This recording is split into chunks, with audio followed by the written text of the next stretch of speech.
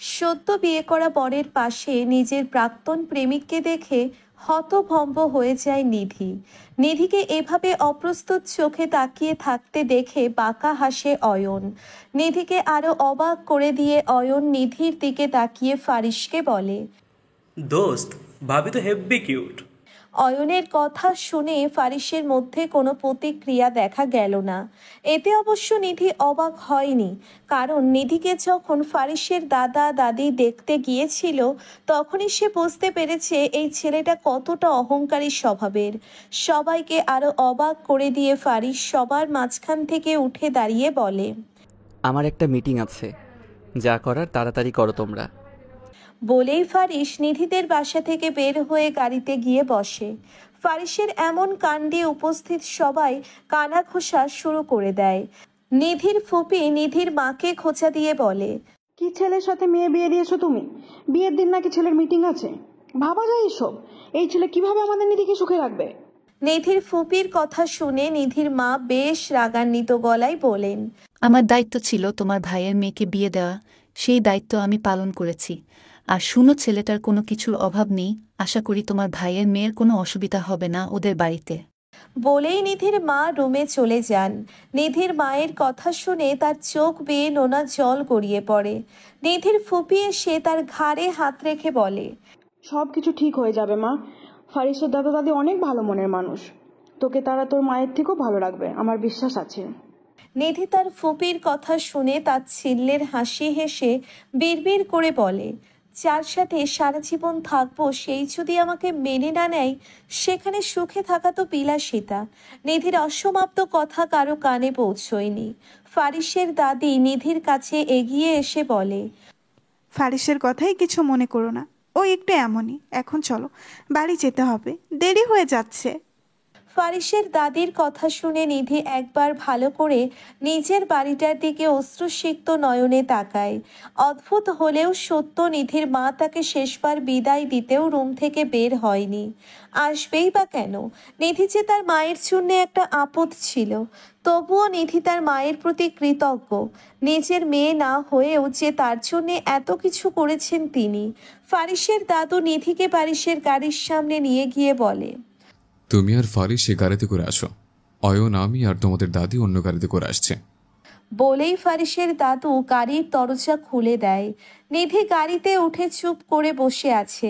ফারিস সেদিকে না তাকিয়ে নিধিকে কিছুটা ধমকের সুরে বলে, সিট বেল্ট বাঁধার কথাও বলে দিতে হবে? উপস, কারো কোনো সময়ের প্রতি সচেতনতা নেই। ফারিসের কথা শুনে নিধি তাড়াহুড়ো করে সিট বেল্ট বাঁধতে গিয়ে ব্যর্থ হয়। ফারিস বেশ বিরক্ত নিয়ে নিধির কাছে এসে সিট বেল্ট বেঁধে দেয়। গাড়ি তার আপন গতিতে চলছে। নিধি আর ফারিসের মধ্যে নীরবতা বিরাজ করছে। নিধি এক দৃষ্টিতে বাহিরের দিকে তাকিয়ে আছে। তার প্রচুর মাথা ব্যথা করছে। নিধি ভয়ে ফারিসকে বলতেও পারছে না যে সে জার্নি করতে অতটা অভ্যস্ত না। নিধিদের বাসা থেকে ফারিসদের বাসায় যেতে 2 ঘন্টার মতো লাগবে। মাত্র 30 মিনিট হলো গাড়িতে আছে তারা। এর মধ্যেই নিধি অসুস্থ হয়ে পড়ে। তীব্র মাথা ব্যথার কারণে মনের অজান্তেই নিধি ফারিসের ঘাড়ে মাথা রাখে। হুট করে ফারিসের ঘাড়ে নিধির মাথা রাখায় ফারিস জোরে গাড়ি ব্রেক করে। ফারিসের করা কাজে নিধি নিজেই লজ্জা পায়, সাথে কিছুটা ভয় পায় সে। এখন আবার ফারিসের ধমক খেতে হবে তাকে। সমস্যা কি তোমার? শান্তিতে কোনো কাজও আমাকে করতে দিবে না? আমার একটা ইম্পর্টেন্ট মিটিং আছে, সেখানে আমাকে পৌঁছাতে হবে তাড়াতাড়ি, জানো না তুমি? ফারিসের কথা শুনে নিধি কিছুটা কেঁপে ওঠে। তীব্র ভয় নিয়ে সে ফারিসকে মিনমিন করে বলে, আমার জার্নি করার অভ্যেস নেই, তাই মাথা ব্যথা করছে। তোমার মাথা ব্যথা করছে তো আমি কি করব? তোমার সমস্যা হচ্ছে, তাহলে গাড়ি থেকে নেমে যাও, বসে আছো কেন? ফারিসের কথা শুনে নিধির চোখ বেয়ে পানি পড়তে থাকে। সে তাড়াতাড়ি চোখের পানি মুছতে ব্যস্ত হয়ে পড়ে। নিধিকে কাঁদতে দেখে ফারিস চোখ থেকে সানগ্লাস খুলতে খুলতে বলে, মেয়েদের প্রতিটি শিরা ন্যাকামিতে ভর্তি। বলেই ফারিস গাড়ি থেকে নেমে পড়ে। ফারিস গাড়ি থেকে নামার পরেও নিধি গাড়ি থেকে নামে না। এটা দেখে ফারিস গাড়ির সামনে এসে নিধিকে বলে, আমি কি গাড়িতে বসে থাকার জন্য গাড়ি থামিয়েছি নাকি বসে বসে প্রেম করার জন্য?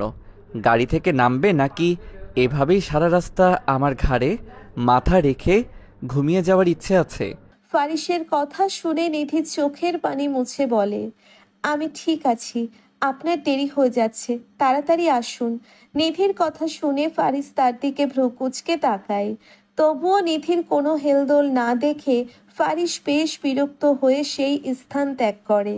কিছুক্ষণের মধ্যে ফারিস একটা ঠান্ডা পানির বোতল আর কিছু আচার এনে নিধির পাশে রেখে গাড়ি স্টার্ট দেয় আবার। নিধি সেদিকে না তাকিয়ে সিটে হেলান দিয়ে ঘুমানোর চেষ্টা করে। হঠাৎ করে গাড়ি ব্রেক করায় নিধির ঘুম ভেঙে যায়।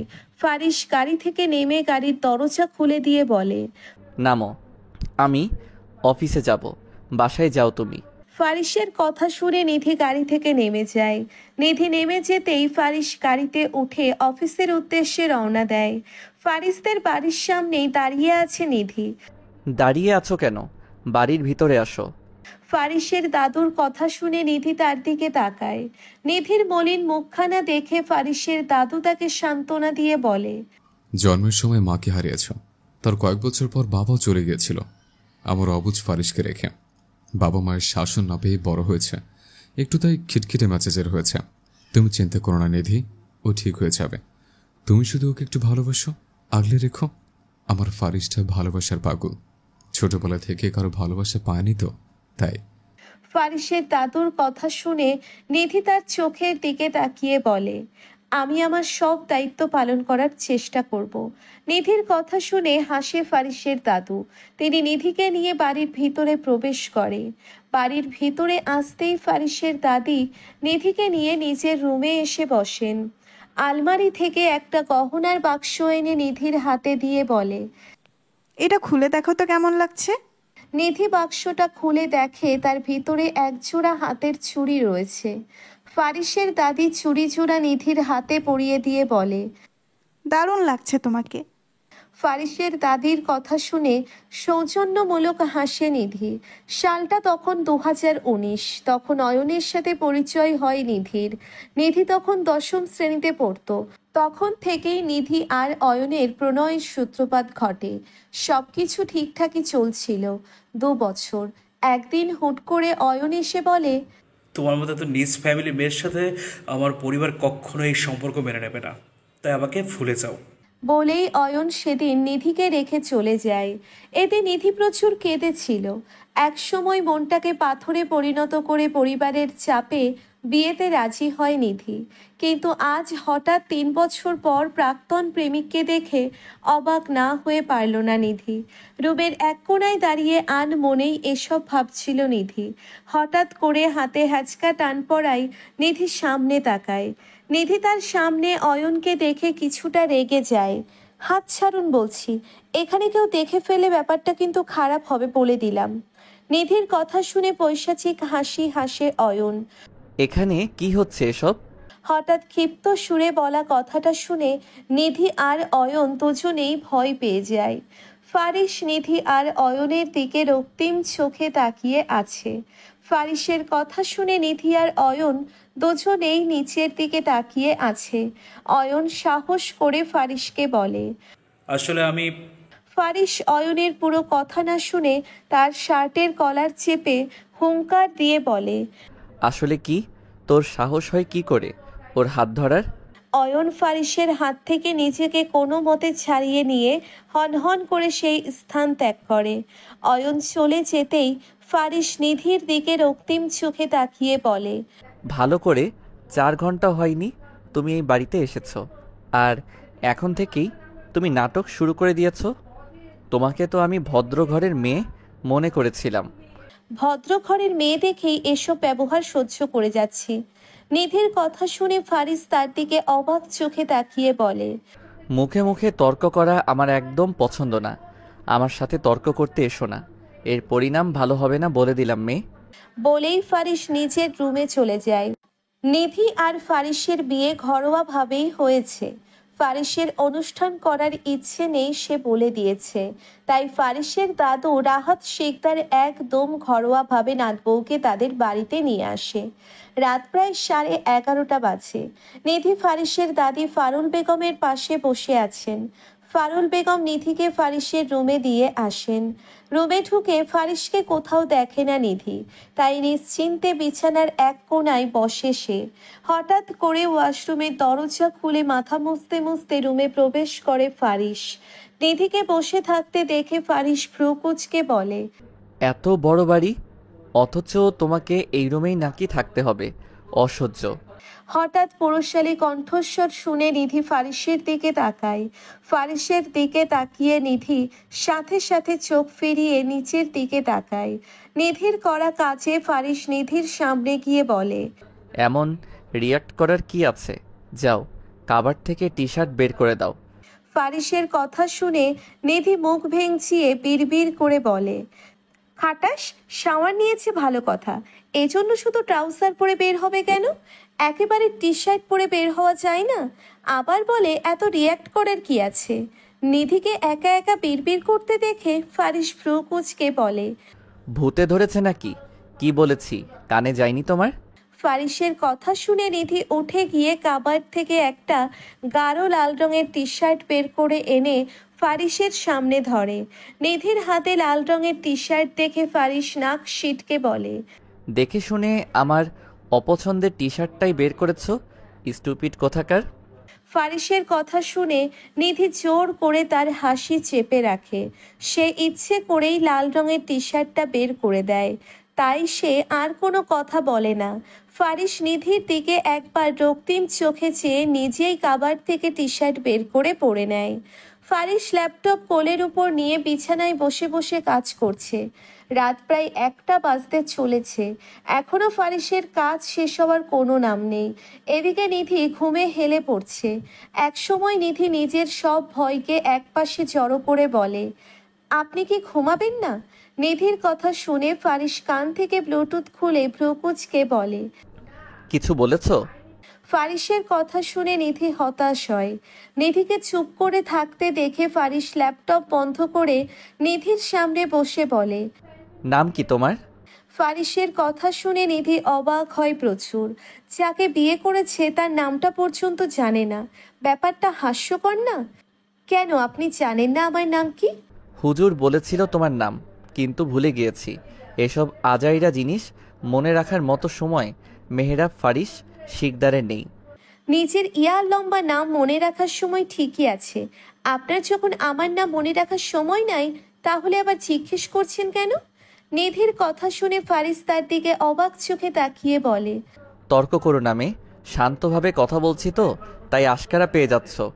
আমার নামটা লম্বাকে বলেছে তোমাকে? যা জিজ্ঞেস করছি তার উত্তর দাও সুন্দর করে। মানহা ইসলাম নিধি। কোন ক্লাসে পড়ো? অনার্স 3য় বর্ষে। অনেক ছোট তুমি। ফারিসের কথা শুনে নিধি কিছুটা সাহস নিয়ে বলে, আপনার বয়স কত? মানুষ তো এখন বিয়ে করতে গেলে 16 বছরের বাচ্চা খোঁজে, সেই হিসেবে আমি তো বুড়োই বলতে গেলে, সেখানে আপনি আমাকে ছোট বলছেন? 28 বছর আমার, সেই হিসেবে তুমি অনেক ছোট। ফারিসের কথা শুনে নিধি হতভম্ব হয়ে যায়। ফারিসকে দেখতে 25 বছরের বেশি বয়সের মনে হবে না। কে বলবে এই লোকের 28 বছর? এত বড় একটা বাড়ি, অথচ আমার রুমেই নাকি তোমাকে থাকতে হবে। কি জ্বালায় পড়লাম। এতই যখন সমস্যা, তাহলে বিয়ে করেছেন কেন? আপনি আমাকে বিয়ে না করলে আরো কয়েকদিন শান্তিতে থাকতে পারতাম। নিধির কথা শুনে ফারিস তাকে ধমকের সুরে বলল, কেমন শান্তিতে থাকতে জানা ছিল? বিয়ে করেছি কারণ আমার দাদা দাদির মতে আমি নাকি বুড়ো হয়ে যাচ্ছি, আমার বিয়ে করার বয়স পেরিয়ে যাচ্ছে, আমাকে নাকি সারা জীবন একাই কাটাতে হবে। তুমি বলো, এসব অপমান কি মেনে নেওয়া যায়? ফারিসের কথা শুনে নিধি তাচ্ছিল্যের হাসি হেসে বলে, আপনাদের কত সুখ, যা চান তাই পেয়ে যান সাথে সাথে। বিয়ে করতে চাইলেন আর আমার পরিবার জোর করে আমাকে আপনার উপর চাপিয়ে দিল, অথচ স্বামী তার স্ত্রীকে যে সম্মানটুকু করে তার এক অংশও পাচ্ছি না আমি। নিধির কথা শুনে ফারিস কিছুটা অপমানিত বোধ করে, তাই আর রুমে না দাঁড়িয়ে থেকে ব্যালকনিতে চলে যায় সে। ফারিস রুম থেকে চলে যেতেই নিধি দীর্ঘশ্বাস নিয়ে বিছানায় বসে। রুমে থেকেই নিধি জোরে বলে ওঠে, আপনার যখন এতই সমস্যা আমাকে নিয়ে, এখন আমি গিয়ে জঙ্গলে গিয়ে থাকবো নাকি? আপনি তো আমাকে সহ্য করতে পারছেন না। ফারিস ব্যালকনি থেকে বলে। এখানে এসো। ফারিসের কথা শুনে নিধি গুটিসুটি পায়ে হেঁটে ব্যালকনিতে আসে। নিধি আসতেই ফারিস শান্ত সুরে বলে, মেয়েরা কি চায়, আমার কি না আছে? এতে করে তোমার জীবনটা আনন্দেই কেটে যাবে। তুমি চাইলে পড়াশোনা শুরু করতে পারো, আবার তোমার জন্য সব রকমই স্বাধীনতা আছে। তাহলে তুমি কেন বললে আমি তোমাকে সম্মান করি না? আমার ধন সম্পদ কম নেই নিধি, মানুষের জীবনে এটাই সবচেয়ে মূল্যবান। তুমি শুধু আমাকে একটু একা থাকতে দাও। ফারিসের কথা শুনে নিধি হতাশ সুরে বলে, মেয়েরা চায় তাদের স্বামী তাদের একটু কেয়ার করুক, সম্মান করুক, একটু সময় দিক। টাকার পিছনে ঘুরে ঘুরে মানুষের জীবন থেকে ভালোবাসা জিনিসটা হারিয়েই গেছে প্রায়। তুমি যাই বলো, দিন শেষে সবাই চায় টাকা পয়সা।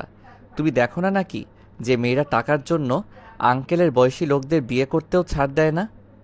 এমন জেনারেশনে বাস করছি আমরা। তুমি পয়সা কামাও তো লোকে তোমাকে সম্মান দিবে, তোমার পয়সা আছে তো লোকে তোমার পায়ে জুতা পরিয়ে দিতেও রাজি হয়ে যাবে। ভালোবাসা বলে যে একটা শব্দ আছে, সেটা আপনি টাকার পিছনে ছুটে ভুলতে বসেছেন। আপনি টাকার পিছনে ছুটে মানুষ থেকে রোবটে পরিণত হচ্ছেন মিস্টার মেহেরাব ফারিস শেখদার। নিধির চোর গলায় বলা কথা শুনে ফারিস রেগে নিধির দিকে এগিয়ে আসতে নিতেই নিধি পিছিয়ে যায়। পেছনে ঘুরে হাঁটতে গিয়ে নিধির পা মচকে পড়ে যেতে নিতেই ফারিস তাড়াতাড়ি নিধিকে জড়িয়ে ধরে। আমাকে ছাড়ুন। নিধির কথা কানে পৌঁছতেই হুঁশ ফিরে ফারিসের। ফারিস তাড়াতাড়ি নিধিকে ছেড়ে দিয়ে দূরে সরে যায়।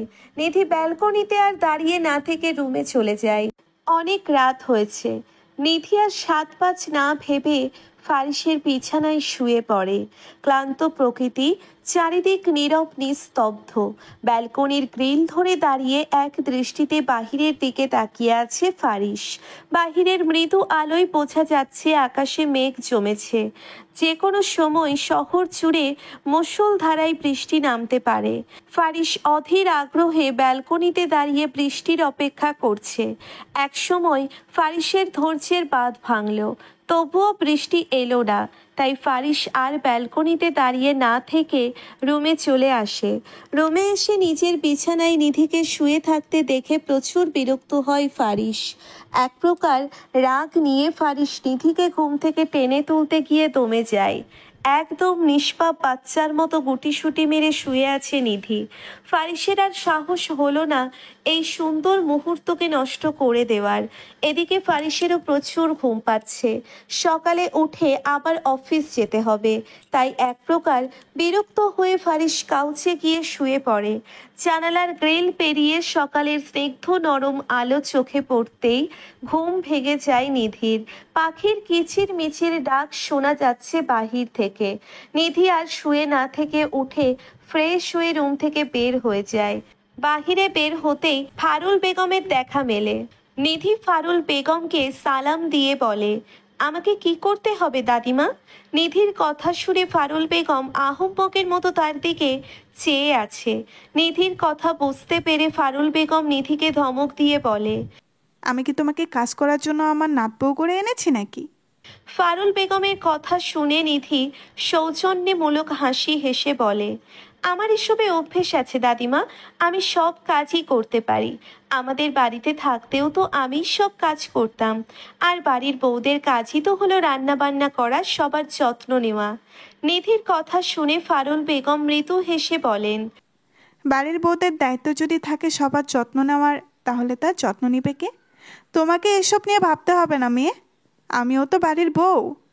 সমস্যা নেই, আমি সবার জন্য নাস্তা বানাই। বলেই নিধি রান্নাঘরে চলে যায় নাস্তা তৈরি করার জন্যে। ফারুল বেগমও হতাশ চোখে নিধির কাজ দেখছে। সকাল 8:30 বাজে। নিধি রান্নাঘর থেকে সব খাবার এক এক করে এনে ডাইনিং টেবিলের উপর রাখে। রাহাত শিকদার আর ফারুল বেগম ডাইনিং টেবিলে এসে বসেন। নিধির চোখ শুধু ফারিসকেই খুঁজছে। অতপর অপেক্ষার ইতি টেনে কিছুক্ষণের মধ্যেই নিচে নামলো ফারিস। একদম অফিসের জন্যে তৈরি হয়েই নিচে নেমেছে ফারিস। ফারিসকে দেখে রাহাত শিকদার চোখ কপালে তুলে বলেন, এই আজকের দিনে তোমাকে অফিস যেতে হবে দাদা ভাই, লোকে কি বলবে বলো তো? রাহাত শিকদারের কথা শুনে ফারিস রুষ্ট হয়ে বলল, লোকে কি বলেছে তাতে আমার কিছু যায় আসে না দাদু ভাই। লোকের দয়াতে থাকছি না আমি। নিজের যোগ্যতার বলে আমি এতদূর এসে পৌঁছেছি। মানুষের কথা শুনলে তো আর এতদূর আসতে পারতাম না আমি। তাই বলে তুমি বিয়ের পরদিন অফিস যাবে? মেয়েটা কি ভাববে বলো তো? রাহাত শিকদারের কথা শেষ হতেই নিধি আগ বাড়িয়ে শুধালো, সমস্যা নেই দাদু, ওনার যেহেতু কাজ আছে সেহেতু ওনার কাজে আমার হস্তক্ষেপ না করাই উচিত। রাহাত শিকদার বুঝতে পেরেছে, এমনভাবে মাথা দোলালো। তিনি আবারও বলেন, নাস্তা করো না দাদা ভাই। রাহাত শিকদারের কথা শুনে ফারিস খেতে বসে। নিধি সবাইকে খাবার দিয়ে এসে ফারিসের পাশে দাঁড়ায়। নিধি ফারিসের প্লেটে পরোটা দিতে যেতেই ফারিস তাকে বাধা দিয়ে বলে, এসব তেলযুক্ত খাবার আমি খাই না, তোমার জানা নেই? আর এসব খাবার কে বানিয়েছে? ফারিসের ধমক খেয়ে নিধি মিনমিন করে বলে, আমি তো কালকেই আপনার বাড়িতে এসেছি, জানবো কি করে? জানলে তো আপনার জন্যে অন্য খাবার বানাতাম। ফারিস হোঁচট খেল। সে তো ভেবেছে এই খাবার কোনো হেল্পিং হ্যান্ড বানিয়েছে, তাই এত চেঁচামেচি করেছে। এই খাবার তুমি বানিয়েছো? ফারিসের শান্ত গলায় বলা কথা শুনে নিধি স্থির নিঃশ্বাস ফেলে। জি। নিধির কথা শুনে ফারিস হাত ঘড়ি দেখে। দেরি হয়ে যাচ্ছে এমন ভাব করে সে বলে, দেরি হয়ে যাচ্ছে, বানিয়ে যখন ফেলেছো তখন তাড়াতাড়ি খাবার দাও। ফারিসের কথা শুনে নিধির ঠোঁটের কোণে এক চিলতে হাসি ফুটে ওঠে। সে পরম আবেশের সাথে ফারিসের প্লেটে খাবার বেড়ে দেয়। খাবার খাওয়া শেষ করে ফারিস তার অফিসের উদ্দেশ্যে বেরিয়ে পড়ে। সারা দিন কেটে যায় কিন্তু নিধিদের বাড়ি থেকে কেউ আসে না তাকে নিতে।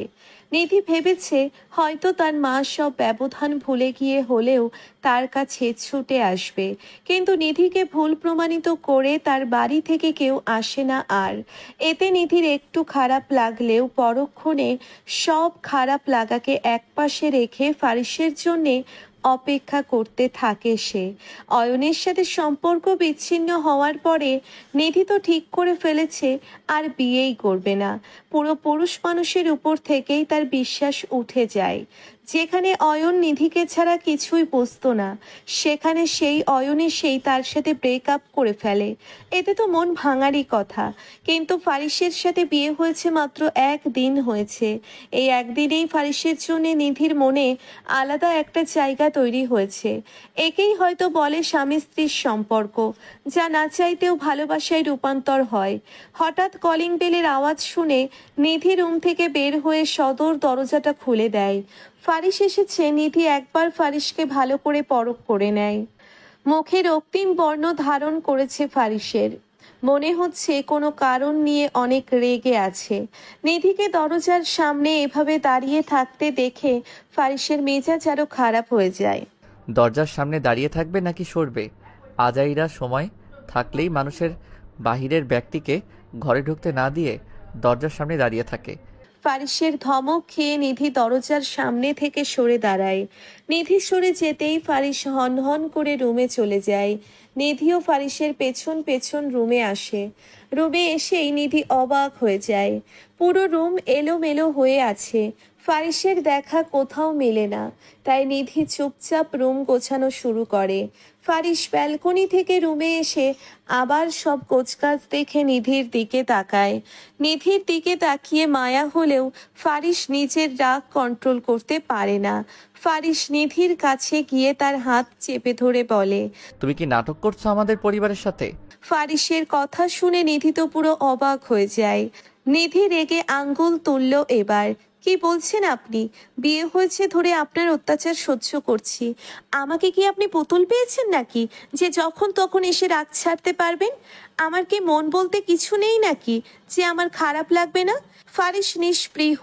নিধির হম্বি তম্বি তার গায়ে লাগেনি। ফারিস চোখ বন্ধ করে রাগ নিয়ন্ত্রণ করার চেষ্টা করে বলে, অয়ন তোমার পুরো পরিচিত না? ওর সাথে তোমার কিসের সম্পর্ক? ফারিসের কথা শুনে নিধি পুরো চুপসে যায়। মুহূর্তের মধ্যে স্বর পাল্টে এলো নিধির। যেটার ভয় কালকে থেকে পাচ্ছিল সেটাই ঘটেছে অবশেষে। ফারিস আর নিধি দুজনেই মুখোমুখি দাঁড়িয়ে আছে, কারো মুখে কোনো কথা নেই। নিধিকে এখনো চুপ করে থাকতে দেখে ফারিস এবার প্রচুর রেগে যায়। ফারিসকে রেগে যেতে দেখে ঘাবড়ে যায় নিধি। বিভ্রান্তিতে লুটোপুটি খেয়ে নিধি বলে, কি বলছেন আপনি?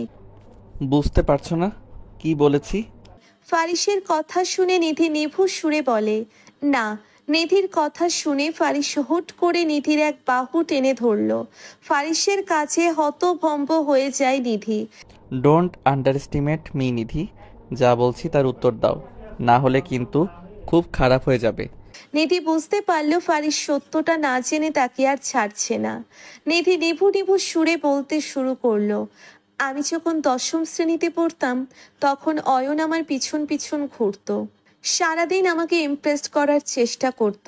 তখন বয়স আমার কতই বা ছিল। অয়নের এসব পাগলামি দেখে আর না করতে পারলাম না তাকে। নিজের আবেগকে নিয়ন্ত্রণ করতে পারিনি তখন। সবকিছু ঠিকই চলছিল 2 বছর। কোনোদিন মনে হয়নি ও আমাকে ছেড়ে চলে যাবে। কোনোদিন কোনো বাজে প্রস্তাবও দেয়নি আমাকে অয়ন, যার জন্যে আমি ওর প্রতি আকৃষ্ট হতে থাকি। একদিন হঠাৎ অয়ন এসে কোনো কারণ ছাড়াই আমার সাথে ঝগড়া করতে শুরু করে দেয়। আমি বুঝতেও পারিনি আমার কি দোষ ছিল যে ও আমার সাথে ঝগড়া করছে। ঝগড়ার শেষ প্রান্তে সে আমাকে বলে আমার মতো এত নীচ ফ্যামিলির মেয়েকে তার পরিবার মেনে নিবে না, তার সাথে আমি যেন আর যোগাযোগ না করি, সেও আমার সাথে আর যোগাযোগ করবে না। এসব বলে সেদিন অয়ন চলে যায়। তখন আবেগ হয়তো আমার নিয়ন্ত্রণে ছিল, তবে আমি ধ্বংসের শেষ প্রান্তে ছিলাম। বলেই থামে নিধি। কি হয়েছে তারপর? অর্ধেক বলে থেমে যাচ্ছ কেন? রাতে কি খাবার খাওনি নাকি? ফারিসের কথা শুনে নিধি অবাক চিত্তে ফারিসের দিকে তাকায়। শুরু থেকে শেষ পর্যন্ত সবই তো বলেছি। ফারিসের ব্যাকুল চিত্ত হতাশ হলো। ফারিসের চোখ বন্ধ করে নিজের রাগ নিয়ন্ত্রণ করে বলে, আমি সব কিছুই জানি মেয়ে, আমার কাছে সব সত্যি বলো, আমি কিছু বলবো না তোমাকে। নিধি এবার একটু রেগে যায়, কিছুটা চেঁচিয়ে বলে, কি আজব, সবকিছুই তো বলেছি, আমি আপনার থেকে কি লুকাবো আর? নিধির কথা শুনে ফারিস সজোরে নিধির গালে থাপ্পড় দিয়ে বলে, অয়নের সাথে রাত কাটাসনি তুই? কি মনে করেছিস তুই আমি কিছু জানতে পারবো না? আমাকে কি তোর এতই বোকা মনে হয়? নিধি বিস্ময়বহ। সে কল্পনাও করেনি ফারিস তাকে চর মারবে, তাও আবার ভুল কিছু শুনে। নিধির আর কিছু জানার আগ্রহ রইল না। টলবল পায়ে হেঁটে নিধি ব্যালকনিতে চলে যায়। নিস্তব্ধ নিশ্চুপ হয়ে আছে চারিদিকে, কোনো সারা শব্দ নেই কোথাও। বাহিরের দমকা হাওয়ায় চুল উঠছে নিধির। আকাশে মেঘেরা পাল্লা দিয়ে চলছে।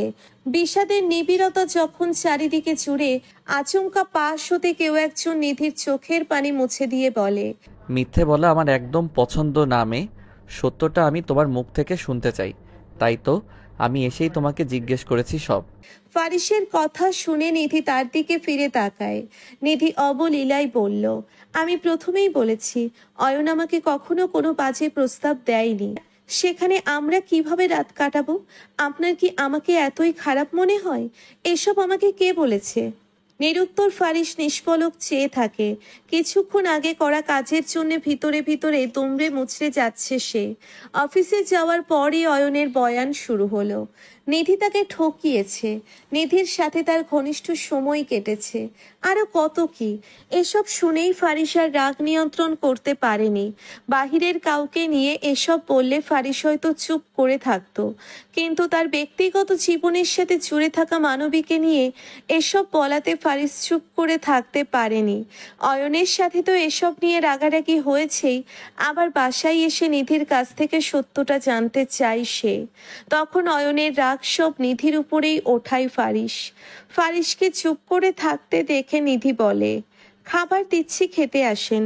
নিধির কথা শুনে এক মুহূর্তের জন্য নিধির উপর থেকে সব বিরক্তি দূর হয়ে যায় ফারিসের। একটু আগে কি খারাপ ব্যবহারটা না করেছে সে নিধির সাথে, অথচ কি সুন্দর নিধি সবকিছু ভুলে এখন তাকে খেতে ডাকছে। নিধি ডাইনিং টেবিলের উপর খাবার এনে রাখে।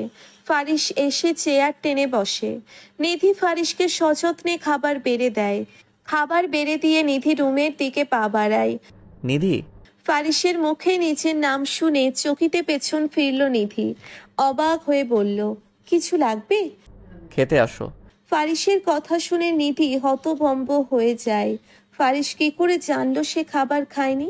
নিধির কল্পনার মধ্যে এক বালতি জল ঢেলে দিয়ে ফারিস নিধিকে ধমক দিয়ে বলল, খেতে ডেকেছি শুনছো না?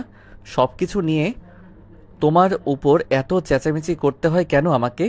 সোজা কথা হজম হয় না তোমার? ফারিসের ধমক খেয়ে চুপসে যায় নিধি।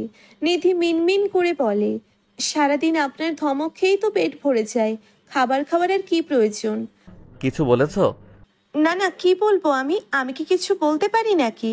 নিধির কথা শুনে ফারিস তার দিকে চোখ পাকিয়ে তাকায়।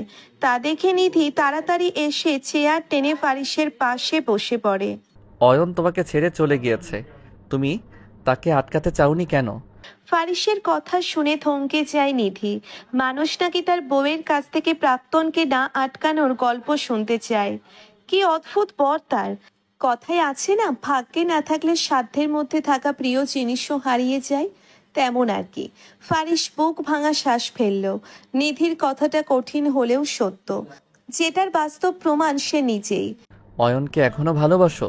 জীবন কেউই আমাকে আমার মতো করে বোঝেনি, কি হবে আর মিছে মায়ায় জড়িয়ে থাকার। নিধির কথা বলার ধরনে থতমত খেয়ে যায় ফারিস।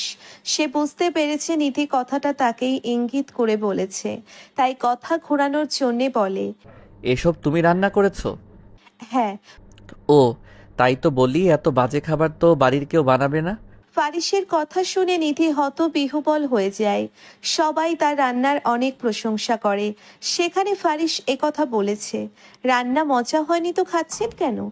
নিধির কথা শুনে ফারিস খাওয়া থামিয়ে দিয়ে বলে, ক্ষুধা লেগেছে, খাবো না। ফারিসের কথা শুনে নিধি আর কিছু বলে না। ফারিস খাবার খেতে খেতেই বলে, শোনো মেয়ে, আমার বাড়িতে তুমি আমার বউ হয়ে এসেছো, তোমার সাথে আমারও মান সম্মান জুড়ে আছে। তোমার জন্য সেটা যেন নষ্ট না হয় বলে দিলাম। অয়নের থেকে 10 হাত দূরে থাকবে। তোমাকে ওর কাছাকাছি দেখলে আমার থেকে খারাপ কেউ হবে না বলে দিলাম।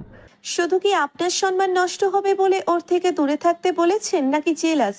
নিধি মাঝপথে থামিয়ে দিয়ে ফারিস চোখ রাঙিয়ে বলে, যা বলেছি তাই করবে, তর্ক করো না মেয়ে।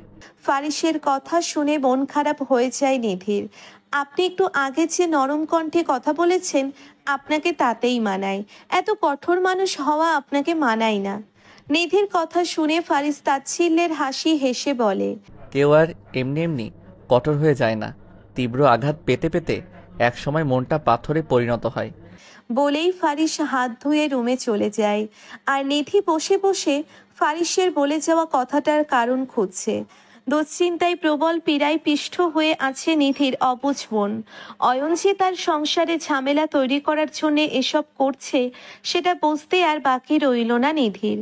এখনো ঘুমাচ্ছ না কেন? আমাদের বাড়িতে আবার চোর টোর আসে না যে তোমাকে রাত জেগে পাহারা দিতে হবে? তড়াক করে বাপাসটাই ইতস্তত নজরে তাকালো নিধি। ফারিসকে তার পাশে দেখে কিছুটা অবাক হয় সে। নিধি ফারিসের কথাকে তোয়াক্কা না করে মুখ ফিরিয়ে নিজের গায়ের ওড়না ঠিক করতে করতে বলে, আপনি জেগে আছেন কেন? নিধির পাল্টা প্রশ্ন শুনে ফারিস নিধির দিকে অবাক চোখে চেয়ে বলে, দিন দিন তুমি মুখে মুখে অনেক তর্ক করছো। তুমি কি ইচ্ছে করে আমার মধ্যে থাকা হিংস্র রূপটাকে জাগিয়ে তুলতে চাও নাকি? আমি তো তোমার সাথে শান্তভাবে কথা বলতে চাই। ফারিসের কথা শুনে নিধি মুখ ভেঙচিয়ে বলে, আপনি শান্তভাবে কথা বলেনি বা কখন? যখনই কথা বলেন মনে হয় পাশের বাসায় ঝগড়া লেগেছে। এত জোরে জোরে হম্বিতম্বি করেন আপনি। নিধির কথা শুনে ফারিস হাসবে নাকি রাগ করবে বুঝতে পারল না। সে নাকি শান্তভাবে কথা বলতে পারে না। ফারিস রুষ্ট হয়ে বলল, আমার সাথে ভালোভাবে চলবে তো ভালো ব্যবহার পাবে, বাঁকাভাবে চলতে গেলে এর পরিণাম খুব খারাপ হবে বলে দিলাম। তোমার সাথে ভালোভাবে কথা বলেছি বলে ভেবো না তোমার সব ভুল আমি ফুল ভেবে ক্ষমা করে দিব। ফারিসের কথা শুনে নিধি তাচ্ছিল্যের হাসি হেসে বলল, সবাই শুধু আমার উপরে অকারণেই চেঁচামেচি করে, কেউ আমাকে বুঝতে চেষ্টা করে না। আমাকে বুঝতো শুধু অয়নই। কখন আমার মন খারাপ, কি করলে আমার মন ভালো হবে, সব দিকে খেয়াল রাখতো সে। আফসোস। নিধির পুরো কথা শেষ হওয়ার আগেই ফারিস হুঙ্কার দিয়ে বলে, বাহিরের লোকের কথা আমাকে বলো না। আমি আর 10 জন ছেড়ে যাওয়া মানুষের মতো আলগা দরদ দেখাতে পারবো না। নেক্সট টাইম যদি ওই ছেলের কথা তোমার মুখে শুনি আমি, তাহলে আমার থেকে খারাপ কেউ হবে না নিধি। আমাকে রাগিয়ে দিও না তুমি। অয়ন যখন তোমাকে এতই ভালোবাসতো, কেয়ার করতো, তাহলে ছেড়ে গিয়েছে কেন? ফারিসের কথা শুনে চুপসে যায় নিধি। নিজের কথার জালে নিজেই জড়িয়ে গেছে। পরিস্থিতি সামাল দিতে নিধি নিভুষ সুরে বলে, সবকিছু সবার ভাগ্যে থাকে না। বাদ দিন, কোথায় ঘুমাবো? কালকে নাকি আপনি আমার জন্য ঘুমাতে পারেননি। আমি কি অন্য রুমে কি ঘুমাবো?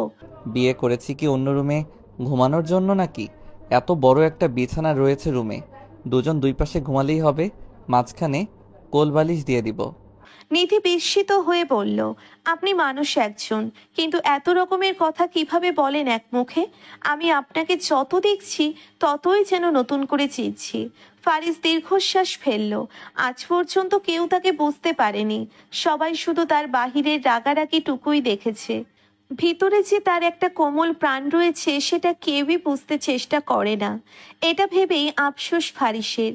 সে খুব করে একটু সুখে থাকতে চায়, পুরনো সবকিছু ভুলে মুভ অন করতে চায়, কিন্তু কেউ তাকে বুঝতে চেষ্টা করে না সে আসলে কি চায়। তর্ক করো না মেয়ে, যা বলেছি তাই করো। ফারিসের কথা শুনে নিধি আর দাঁড়িয়ে থাকে না ব্যালকনিতে। সে রুমে এসে বিছানায় দুই পাশে সমান জায়গা রেখে কোলবালিশ মাঝখানে দিয়ে দেয়। ফারিস রুমে এসে অবাক হয়ে যায়।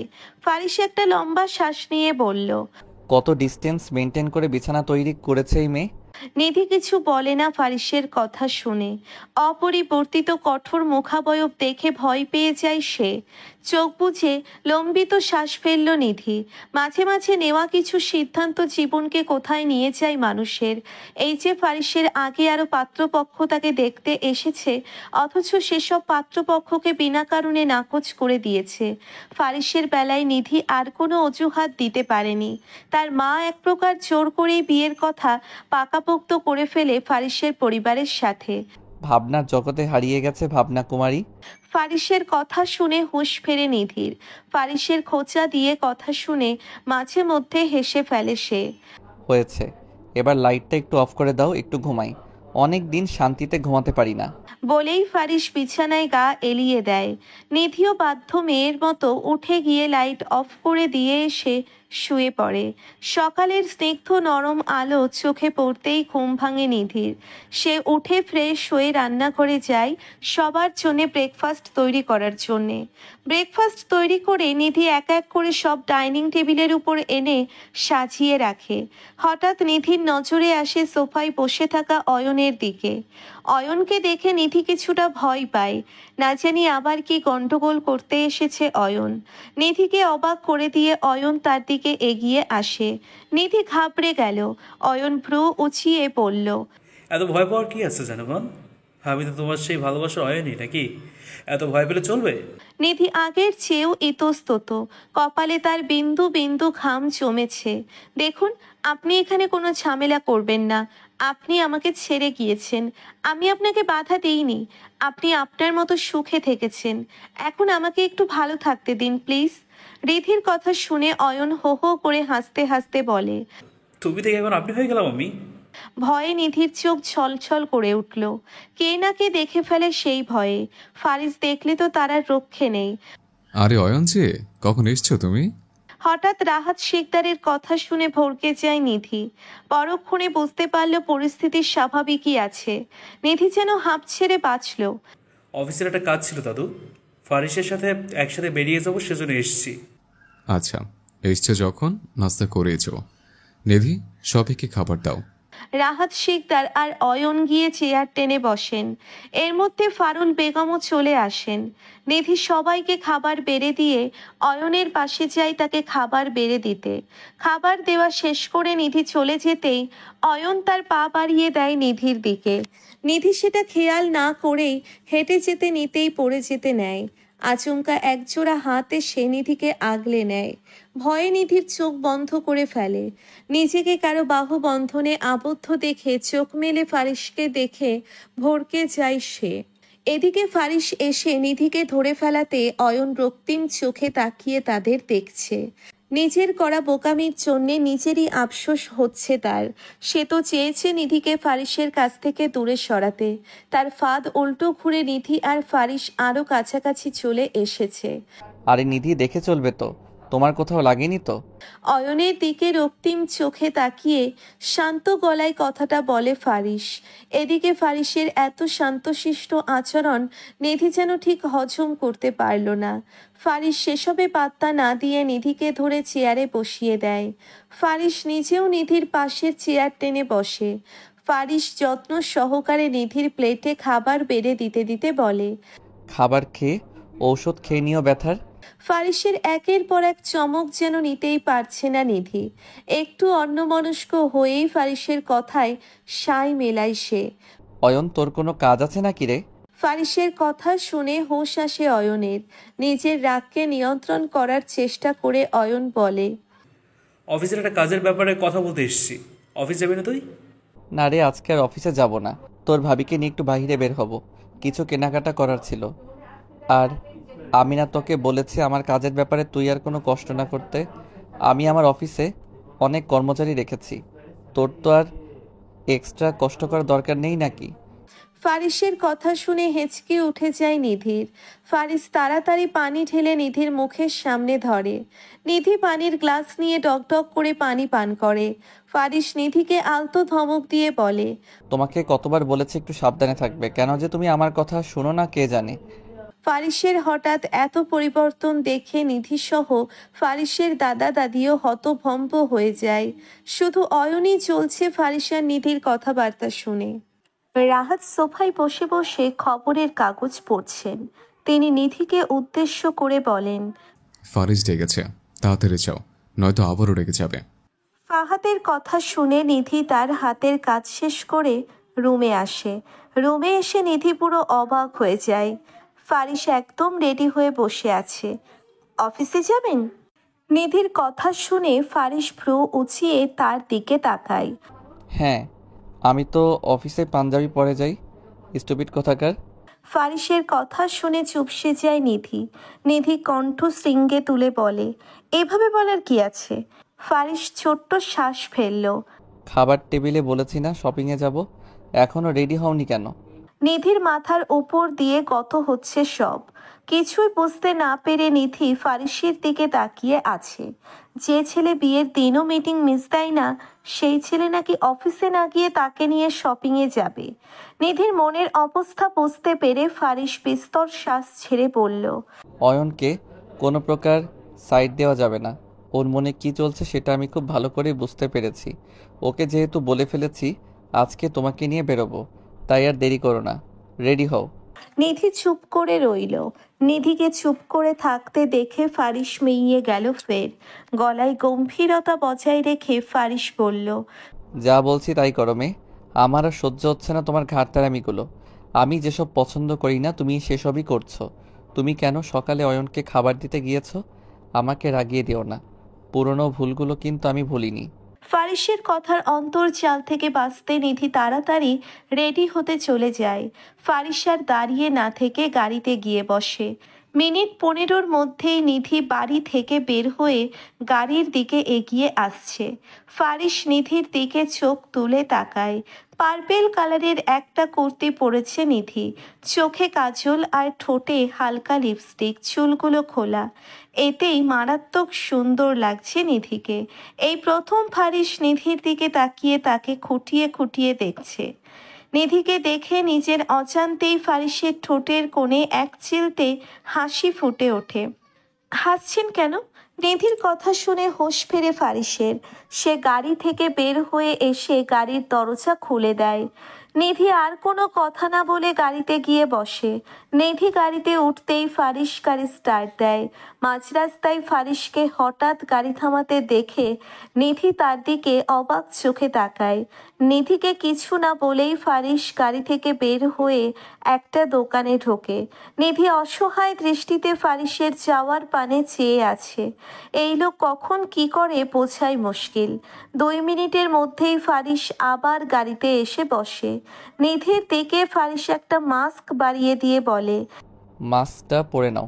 নিধি ভ্রু উঁচিয়ে বলল, কি দরকার মাস্ক পরার? মাস্ক পরলে আমার দম বন্ধ হয়ে আসে। নিধির কথা শুনে ফারিস চটে বলল। মাস্ক পরতে বলেছি মানে তুমি পরবে। নিধি গাল ফুলিয়ে ফারিসের হাত থেকে মাস্কটা নেয়। নিধিকে গাল ফুলিয়ে থাকতে দেখে ফারিস খুব ধীর স্থির হয়ে বলল, অয়নও যাচ্ছে আমাদের সাথে, তাছাড়া বাহিরে কত মানুষ থাকবে। ফারিসের কথা শুনে কিছু বলল না নিধি। সে নীরব দৃষ্টিতে বাহিরের দিকে তাকিয়ে আছে। অয়নের সাথে একদম কথা বলবে না তুমি। নিধি সন্তর্পণে মাথা নাড়ালো। সে মহা চিন্তিত কণ্ঠে বলল, অয়নকে সাথে নেওয়ার কি খুব দরকার ছিল?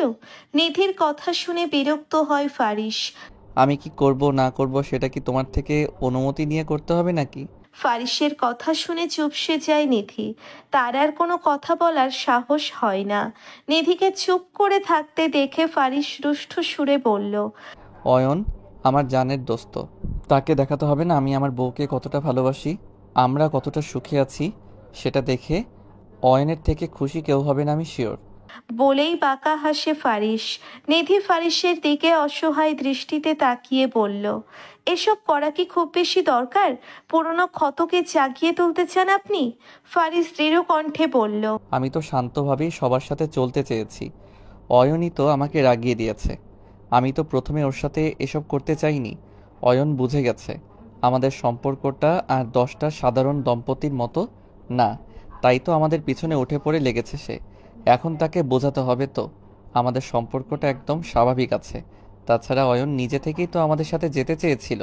ফারিসের কথা শুনে দীর্ঘশ্বাস ফেলে নিধি। সে বিরস মুখে বলল, সবকিছু যখন এতই বোঝেন তাহলে নাটক না করে আমাদের সম্পর্কটাকে স্বাভাবিক করে নিলেই তো হয়। নিধির কথা শুনে ফারিস জোরে গাড়ি ব্রেক কষে। ফারিস বিস্তর শ্বাস ছেড়ে বলল, বুঝবে না তুমি। বলেই ফারিস গাড়ি থেকে নেমে নিধিকেও নামতে বলে। নিধি বাধ্য মেয়ের মতো গাড়ি থেকে নেমে পড়ে। অপেক্ষার অবসান ঘটিয়ে অয়নের আগমন ঘটল। নিধিকে দেখেই অয়ন হাত বাড়িয়ে বলল, হাই। নিধি হাত বাড়িয়ে দিতেই ফারিস তার দিকে তাকায়। ফলে নিধি আবার হাত গুটিয়ে নেয়। নিধির কাছে অয়ন কিছুটা অপমানিত বোধ করে, তবুও সে মুখে হাসি বজায় রেখে বলল, কেমন আছেন ভাবি? নিধি একটু চুপ থেকে বলল, ভালো আছি। অয়নের ঢলে পড়া ভাব দেখে ফারিসের মেজাজ সপ্তম আকাশে পৌঁছে যায়। ফারিস নিধির এক বাহু জড়িয়ে ধরে বলে, চলো যাই, তাড়াতাড়ি আবার বাড়ি ফিরতে হবে। ফারিসের কাজে মনে মনে অয়ন প্রচুর বিরক্ত হয়, তবুও সেটা প্রকাশ না করে ফারিস আর নিধির সাথে তাল মিলিয়ে মলের ভিতরে যায়। নিধি দাঁড়িয়ে দাঁড়িয়ে একটা 3 পিসকে খুঁটিয়ে খুঁটিয়ে দেখছে। অয়ন নিধির থেকে একটু দূরে দাঁড়িয়ে আছে। তা দেখে ফারিস নিধির পাশে এসে বলল, এখান থেকে চলো নিধি, তুমি বরং শাড়ি দেখো।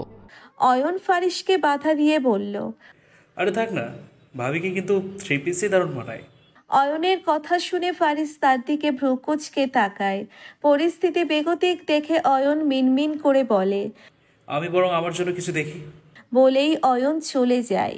অয়ন যেতেই নিধি ফারিসের উপর রেগে গিয়ে বলে, আপনারা কি আমাকে খেলনা পেয়েছেন নাকি? মন থেকে তো কিছুই করছেন না। এই নাটকটার কতদূর এগিয়ে নিয়ে যাবেন আপনি? আর কতক্ষণ আমাকে এসব নাটকে সায় মিলিয়ে চলতে হবে? নিধির কথা শুনে ফারিস হেসে নিধির কপালে আলতো ঠোঁট ছুঁয়ে দিয়ে বলে, আমার উপর রেগে আছো তাই বলে এখানে রাগারাগি করবে নাকি সুইটার? ফারিসের কর্মকাণ্ডে বিস্মিত হয়ে যায় নিধি। কিছু বুঝে ওঠার আগেই কি থেকে কি হয়ে গেল। নিধিকে আরেকটু অবাক করে দিয়ে ফারিস তার কানের কাছে মুখ এনে ফিসফিস করে বলে, গলা উঁচিয়ে কথা বলবে না আমার সাথে। পরিণাম ভালো হবে না বলে দিলাম। ফারিসের শান্ত গলায় দেওয়া ধমক খেয়ে নিধি চুপসে যায়। মনে মনে ফারিসকে হাজারো বকাঝকা দিতে থাকে সে। এদিকে ফারিস আর নিধিকে এত কাছাকাছি দেখে রাগে দেওয়ালে একটা ঘুষি মারে অয়ন। সে ফারিস আর নিধির থেকে কিছুটা আড়ালে লুকিয়ে তাদের দেখছিল। এক সপ্তাহ পর মেঘ কালো আকাশের ভাবমূর্তি পাল্টে যেতে দেখে কিছুটা মন খারাপ হয়ে যায় নিধির। সে বিষণ্ণ মুখে ছাদ থেকে রুমে ফিরে আসে।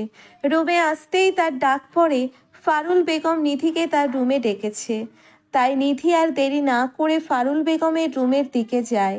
ফারুল বেগমের রুমের সামনে এসে নিধি দরজায় টোকা দেয়। ফারুল বেগম এসে রুমের দরজা খুলে দিয়ে নিধিকে ইশারায় ভিতরে প্রবেশ করতে বলে। নিধি গুটি গুটি পায়ে হেঁটে রুমে প্রবেশ করে। পরিবেশটা বেশ থমথমে। ফারিসের সাথে তোমার সব কিছু ঠিক আছে তো?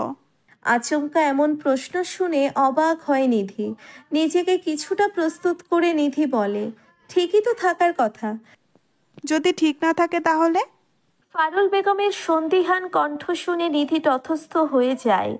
আপনার নাতিকে জিজ্ঞেস করুন না সবকিছু ঠিক আছে কিনা। আমার তরফ থেকে তো সবকিছু ঠিকই আছে। নিধির কথা শুনে ফারুল বেগম ক্লান্ত ভঙ্গিতে নিধির দিকে তাকিয়ে বলল, আমি না পারছি না আর এসব নিতে। আমি কি পাপ করেছি তোমাদের বিয়ে দিয়ে? আমার ফারিসের একজন সঙ্গী হবে ভেবেই আমি তোমার সাথে ওর বিয়ে দিয়েছি। এখন তো মনে হচ্ছে আমরা তোমার সাথে অন্যায় করেছি। ফারুল বেগমের কথা শুনে তাচ্ছিল্যের হাসি হাসে নিধি। যে জায়গায় আমার পরিবার আমার সাথে শত শত অন্যায় করেও তাদের খারাপ লাগেনি, সে জায়গায় আপনাদের খারাপ লাগছে কেন? আপনারা তো অন্যায় কিছু করেননি। ফারুল বেগম প্রলম্বিত শ্বাস ফেলল। নিধির মাথায় হাত বুলিয়ে দিয়ে তিনি বলেন, চিন্তা করো না, সব কিছু ঠিক হয়ে যাবে। আমার ফারিস যদি একবার তোমাকে ভালোবেসে ফেলে তাহলে তোমার জীবনটা একদম ভরপুর হয়ে যাবে সুখে। আমার ফারিসটা যাকে ভালোবাসে তাকে মন উজাড় করে ভালোবাসে, কখনো ছেড়ে যায় না। বাকিটা আমি দেখে নিব, তুমি বরং এখন যাও, ফারিস আসার সময় হয়ে গেছে। ফারুল বেগমের সাথে সাই মিলিয়ে নিধি রুমে চলে আসে। রুমে এসে তো নিধি একদম হতভম্ব হয়ে যায়। ফারিস অলরেডি চলে এসেছে। সে অফিসের ড্রেস চেঞ্জ না করেই শুয়ে আছে। তা দেখে নিধি গুটিসুটি পায়ে হেঁটে ফারিসের পাশে গিয়ে বসে। কি হয়েছে আপনার? নিধির প্রশ্নের উত্তর দেয় না ফারিস। সে চুপচাপ দুহাতে মাথা চেপে শুয়ে আছে। নিধি কাঁপা কাঁপা হাতে ফারিসের কপাল স্পর্শ করে চমকে যায়। জ্বরে ফারিসের গা পুড়ে যাচ্ছে। লাইটটা অফ করো নিধি, চোখগুলো জ্বালা করছে প্রচুর, মাথাও ব্যথা করছে। ফারিসের কথা শুনে নিধির চোখ ছলছল করে উঠল। কি কারণে সেটা সে বুঝতে পারল না। এত গম্ভীর কণ্ঠে কথা বলা মানুষটা যখন নরম গলায় কথা বলে তখন তো আশ্চর্য লাগবেই। নিধি আর দেরি না করে উঠে রুমের লাইটটা অফ করে দিয়ে রুম থেকে বের হয়ে যায়। কিছুক্ষণের মধ্যেই নিধি জলপট্টি দেওয়ার জন্যে পানি নিয়ে আসে। নিস্তব্ধ রাতে ব্যথিত হয়ে ফারিসের শিউরে বসে মাথায় জলপট্টি দিয়ে দিচ্ছে নিধি। জলপট্টি দেওয়া শেষ করে নিধি রুম থেকে বের হয়ে ফারিসের জন্যে খাবার নিয়ে আসে। নিধি ফারিসকে ডেকে উঠতে বলে, কিন্তু ফারিসের যেন উঠে বসার মতো শক্তিটুকুও নেই। নিধি অনেক কষ্ট করে ফারিসকে বালিশের সাথে হেলান দিয়ে বসায়। নিধি ফারিসের সামনে খাবার রেখে বলে, খাবারটা খেয়ে নিন, ঔষধ খেতে হবে। নিধির কথা শুনে ফিটফিট করে ফারিস তার দিকে তাকায়। ফারিস মুখ অন্যদিকে ফিরিয়ে কাঁপা কাঁপা কণ্ঠে বলে, খেতে ভালো লাগছে না আমার। ফারিসের কথা শুনে যেন মহা ঝামেলায় পড়ল নিধি। সে আর ৭-৫ না ভেবে নিজেই ফারিসকে জোর করে অল্প একটু খাবার খাইয়ে দেয়। তারপর ফারিসের রুমে অনেক খোঁজাখুঁজির পরে জ্বরের ঔষধ পায় নিধি। ফারিসকে অনেক জোরাজুরির পরেও ঔষধ খাওয়াতে ব্যর্থ হয় নিধি। এসি অফ করো নিধি, ঠান্ডা লাগছে।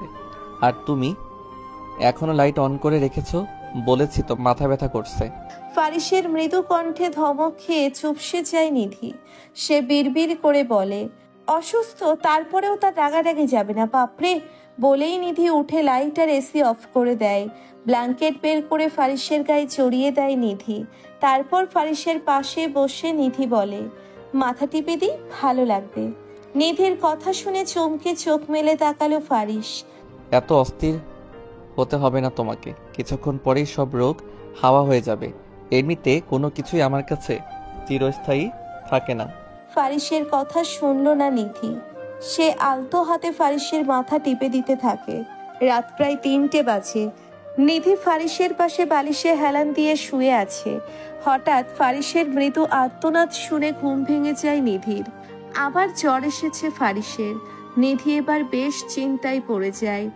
এত রাতে কি ফারুল বেগমকে ডাকা ঠিক হবে? শেষে নিধি আর কোনো উপায় না পেয়ে জ্বরের ঔষধ এনে পানির গ্লাস এগিয়ে দেয় ফারিসের দিকে। কিন্তু ফারিস চোখ খোলে না। ফারিস নিধির হাত চেপে ধরে বলে, আমাকে ছেড়ে যেও না কখনো, আমার একা থাকতে খুব কষ্ট হয় জানো। ফারিসের কথা শুনে নিধি তার দিকে ফ্যাল করে তাকিয়ে আছে। এই মুহূর্তে তার ঠিক কি বলা উচিত সেটাই সে খুঁজে পাচ্ছে না। অতঃপর নিধি ফারিসের এক হাত জড়িয়ে ধরে বলে, যাব না। নিধির এই একটা কথা শুনেই যেন স্বস্তি পেল ফারিস। আবারও নিশ্চিন্তে ঘুমের জগতে পাড়ি জমালো ফারিস। স্নিগ্ধ সকালবেলা সূর্যের আলো চোখে পড়তেই ঘুম ভেঙে যায় ফারিসের। চোখ মেলে চারিপাশে ভালো করে তাকাতেই সে নিধিকে আষ্টে পৃষ্ঠে জড়িয়ে ধরে আছে। ফারিস নিধিকে ছেড়ে উঠে বসতে নিতেই তার মাথাটা ভার হয়ে আসে। বাধ্য হয়ে সে আবারও শুয়ে পড়ে। নিধি ঘুম থেকে উঠে সবার জন্য ব্রেকফাস্ট বানিয়ে ফারিসের খাবার রুমে নিয়ে আসে নিধি। রুমে এসে দেখে ফারিস এখনো ঘুমোচ্ছে। বিছানার পাশে টি টেবিলের উপর খাবার রেখে নিধি চলে যেতে নিতেই ফারিস তার হাত ধরে ফেলে। ফারিসের কাজে সে তো পুরো হতভম্ব হয়ে যায়। সে বিড়বিড় করে বলে, জ্বরের কবলে পড়ে এই লোক পাগল হয়ে গেছে নাকি? দুর্ভাগ্যবশত নিধির কথাটা ফারিস শুনে ফেলে। ফারিস শোয়া থেকে উঠে বসতে বসতে বলে, পাগল বলেছ আমাকে? কোন দিক দিয়ে পাগল মনে হয় আমাকে? ফারিসের কথার জবাব দেয় না নিধি। সে ফারিসের কপালে হাত দিয়ে চেক করে জ্বর আছে কিনা। এখনো পুরোপুরি জ্বর কমেনি ফারিসের। তাই নিধি ফারিসকে আদেশের সুরে বলে, ফ্রেশ হয়ে এসে নাস্তা করুন, ঔষধ খেতে হবে। আর হুট করে কিভাবে আপনার জ্বর এসেছে? সারাদিন কাজ করে নিজের একটু যত্নও তো নেন না। নিধির কথা শুনে ফারিস মিনমিন করে বলে, যত্ন নেওয়ার জন্য তো একজন আছেই। কি বলেছেন? নিধির কথার জবাব না দিয়ে ফারিস বিছানা থেকে নামতে নিতেই পড়ে যায়। নিধি ফারিসকে ধরে ফেলে, আপনার হম্বিতম্বি আর যাবে না কোনোদিন। আরে ভাই, জ্বরের কারণে দুর্বল হয়ে আছে আপনার শরীর, সাবধানে চলবেন তো। নিধির কথাকে কানে না নিয়ে ফারিস ফ্রেশ হতে যায়। কিছুক্ষণের মধ্যেই সে ফিরে এসে বিছানায় আরাম করে বসে নিধিকে বলে, খাবার দাও। নিধি খাবারের দিকে আঙ্গুল দেখিয়ে বলে, খাবার তো এনেই রেখেছি, খেয়ে নেন। নিধির কথা শুনে ফারিস তার দিকে ভ্রু কুঁচকে বলে, একজন অসুস্থ মানুষ কি তার নিজের হাতে খাবার খেতে পারে? এটুকু কমন সেন্সও নেই তোমার? এখন যে আমাকে খাইয়ে দেওয়া উচিত তোমার, সেটাও বলে দিতে হবে? ফারিসের কথা শুনে নিধি ড্যাব ড্যাব করে তার দিকে তাকিয়ে আছে। এ কোন ফারিসকে দেখছে সে? আকাশ থেকে ঘোলাটে মেঘের আবরণ সরে গিয়ে রোদের দেখা মেলে। নিধি ফারিসকে খাবার খাইয়ে দিয়ে রান্নাঘরে যায় প্লেট রাখতে। রান্নাঘর থেকে রুমে এসে নিধি তো পুরো অবাক হয়ে যায়। আপনি আসলে কি বলুন তো, এই অবস্থায় কেউ অফিস যায় নাকি? কেউ যায় না, আমি যাব। নিধি এবার আর চুপ করে থাকতে পারল না। সে ফারিসকে হুমকি দিয়ে বলল, আমি এখনই গিয়ে দাদুকে ডেকে আনবো, উনিই দেখবে আপনাকে। ফারিস ভীষণ কঠিন ধাঁচের মানুষ, তাই নিধির কথাতে ফারিসের কোনো প্রতিক্রিয়া দেখা গেল না। তাই নিধি বাধ্য হয়ে রাহাত শেখদারকে ডেকে নিয়ে আসে। রাহাত শেখদার ফারিসকে আদেশ দিয়ে বলেন, দাদু ভাই, তুমি পুরোপুরি সুস্থ হওনি এখনো, তাই এই অবস্থাতে তোমাকে অফিস যেতে হবে না।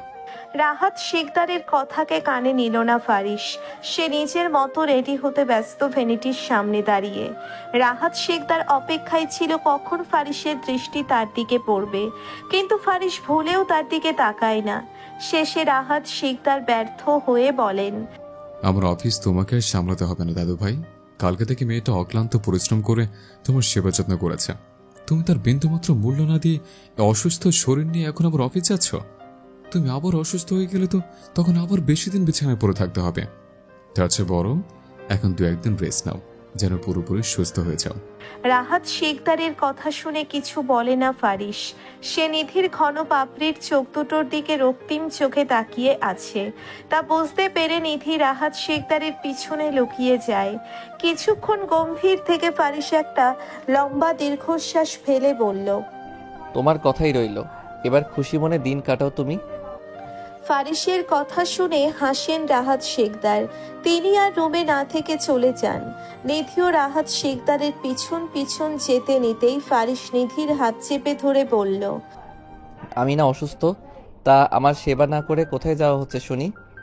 ফারিসের কথা শুনে চুপসে যায় নিধি। সে ফারিসের হাত থেকে নিজেকে ছাড়িয়ে নিতে ব্যস্ত, কিন্তু ফারিসের শক্ত বাহু বন্ধন থেকে নিজেকে মুক্ত করতে ব্যর্থ হয় নিধি। অসুস্থ মানুষ কখনো এত পাগলামি করে না। আপনার গায়ে অনেক শক্তি, বাপরে। নিধির কথা শুনে ফারিস হাসে। সে নিধিকে ছেড়ে দিয়ে বলে, নিয়মিত জিমে যাই, শক্তিশালী তো হবই। ফারিসের কথা শুনে নিধি মুখ ভেঙচিয়ে বলল, শক্তিশালী দেখেই তো সকালে পড়ে যেতে নিয়েছেন, রাতে আবার আমার সব শক্তি ব্যয় করে আপনাকে সামলাতে হয়েছে আমাকে। নিধির কথার জবাব দেওয়ার প্রয়োজন মনে করে না ফারিস। সে সুন্দর করে বিছানায় ব্ল্যাঙ্কেট জড়িয়ে শুয়ে পড়ে। ফারিস নিধিকে নিজের কাছে ডেকে বলে, দেখো তো জ্বর আছে কিনা। নিধি ফারিসের কপালে হাত দিয়ে বলে, হ্যাঁ আছে, আপনার ডক্টরের কাছে যাওয়া উচিত। ঘরে আমার ব্যক্তিগত ডক্টর থাকতে আমি কেন বাইরে ডক্টরের কাছে যাব? ফারিসের কথা শুনতে না পেয়ে নিধি তার দিকে ভ্রুকুচকে তাকায়। কি বলেছেন আপনি? বলেছি এই সামান্য জ্বরের জন্য ডক্টরের কাছে যাওয়া লাগবে না, একদিন রেস্ট নিলেই সুস্থ হয়ে যাব। আপনার ইচ্ছে থাকেন আপনি, বলেই নিধি চলে যেতে নেয়। ফারিস নিধির হাত চেপে ধরে তাকে আটকে বলে, আমি তো আজকের দিন অফিসেই কাটাতাম, কিন্তু আমি অসুস্থ বলে তুমি জোর করে বাড়িতে থাকতে বাধ্য করলে আমাকে। সো আজকে সারা দিন তুমি আমার চোখের সামনে থেকেও নড়বে না। অসুস্থ স্বামীর সেবা করো। ফারিসের কথা শুনে নিধি তার দিকে অবাক চোখে তাকায়। সে চট করেই বলে বসল, অসুস্থ হলে বউ প্রয়োজন, আর কোনো কাজে বউকে পাত্তাই দেওয়া হয় না। নিধির কথা শুনে ফারিস তার দিকে অবিশ্বাস্য চোখে তাকিয়ে আছে। এদিকে নিধি চট করে কি বলে বসলো সেটা বুঝতে পেরে সে নিজের মুখ চেপে ধরে। ফারিস তার দিকে বক্র চোখে তাকাতেই নিধি কিছুটা অপ্রস্তুত মুখে বলল, আমার হাত ছাড়ুন, পরে আসছি আমি, এখন কিছু কাজ আছে। নিধির কথাকে কানে না নিয়ে ফারিস নিধিকে বিছানায় বসতে বলে। নিধি গুটি গুটি পায়ে হেঁটে এসে বিছানায় বসে। ফারিস নিধির কোলে মাথা রেখে বলে, মাথা ব্যথা করছে। ফারিস ঠিক কি বলতে চেয়েছে তা বুঝতে পেরে নিধি ফারিসের মাথা টিপে দিতে থাকে আলতো হাতে। তপ্ত দুপুরের অসহ্যকর গরমে ঘেমে একাকার হয়ে যায় ফারিস। নিধি সযত্নে ফারিসের শরীর থেকে ব্ল্যাঙ্কেটটা সরিয়ে দেয়। জ্বর কমে গেছে, যার ফলে এত ঘাম দিচ্ছে ফারিসকে। হঠাৎ দরজা খুলে অয়ন প্রবেশ করলো রুমে। অয়নকে দেখে নিধি কিছুটা অপ্রস্তুত হয়ে যায়। দরজা খোলার আওয়াজ পেয়ে ফারিসেরও ঘুম ভেঙে যায়। ফারিস নিধির কোল থেকে মাথা সরিয়ে বালিশে হেলান দিয়ে বলে, কিরে ভাই, তোর কোনো কমন সেন্স নাই? একটা সদ্য বিবাহিত দম্পতির রুমে যে নক করে ঢুকতে হয় সেটা তো একটা ছোট বাচ্চাও জানে। ফারিসের কথা শুনে অয়ন কিছুটা অপমানিত বোধ করে, কিন্তু সেসবকে পাত্তা না দিয়ে সে গিয়ে বিছানায় বসে ব্যস্ত গলায় বলল, অসুস্থ হলে কিভাবে? নিজের খেয়াল রাখবি তো। অয়নের কথা শুনে ফারিস বিরক্ত গলায় বলল, 2022 সালে টাইফয়েড হয়েছে, তখনও তো একবার দেখতেলি না? 24-এ যখন সামান্য জ্বর হলো তখন পই পই করে চলে এলি। আসলে তোর মতলবটা কি রে বলতো? তাছাড়া তোর ভাবি আছে তো আমার দেখাশোনা করার জন্য। ফারিসের ঠান্ডা মাথায় করা অপমান শুনে চুপসে যায় অয়ন। তবুও হাসি মুখে বলে, বন্ধুর বিপদে তো বন্ধু এগিয়ে আসবে নাকি? অয়নের কথা শুনে তাচ্ছিল্যের হাসি হাসে ফারিস। নিধি, দাদাভাইকে ডেকে দাও, অয়ন গল্প করুক ওদের সাথে। ফারিসের কথা শুনে অয়ন চট করে বলে বসলো। ওরা তো নেই বাড়িতে। অয়নের কথা শুনে ফারিস তার দিকে ভ্রুকুচকে তাকায়। কই গেছে? জানি না। অয়নের প্রতি প্রচুর বিরক্ত ফারিস। না জানি এখন আবার কোন কুবুদ্ধি নিয়ে বাড়িতে প্রবেশ করেছে এই ছেলে। ছোটবেলা থেকেই অয়ন ছিল সুবিধাবাদী মানুষ, যেখানে নিজের লাভ হবে সেখানেই ওত পেতে থাকবে। নিধি খাবার দাও তো, ক্ষুধা লেগেছে। অয়ন চল ডাইনিং টেবিলে গিয়ে বসি। ফারিসের কথা শুনে বাধ্য মেয়ের মতো নিধি সবাইকে খাবার দিতে যায়।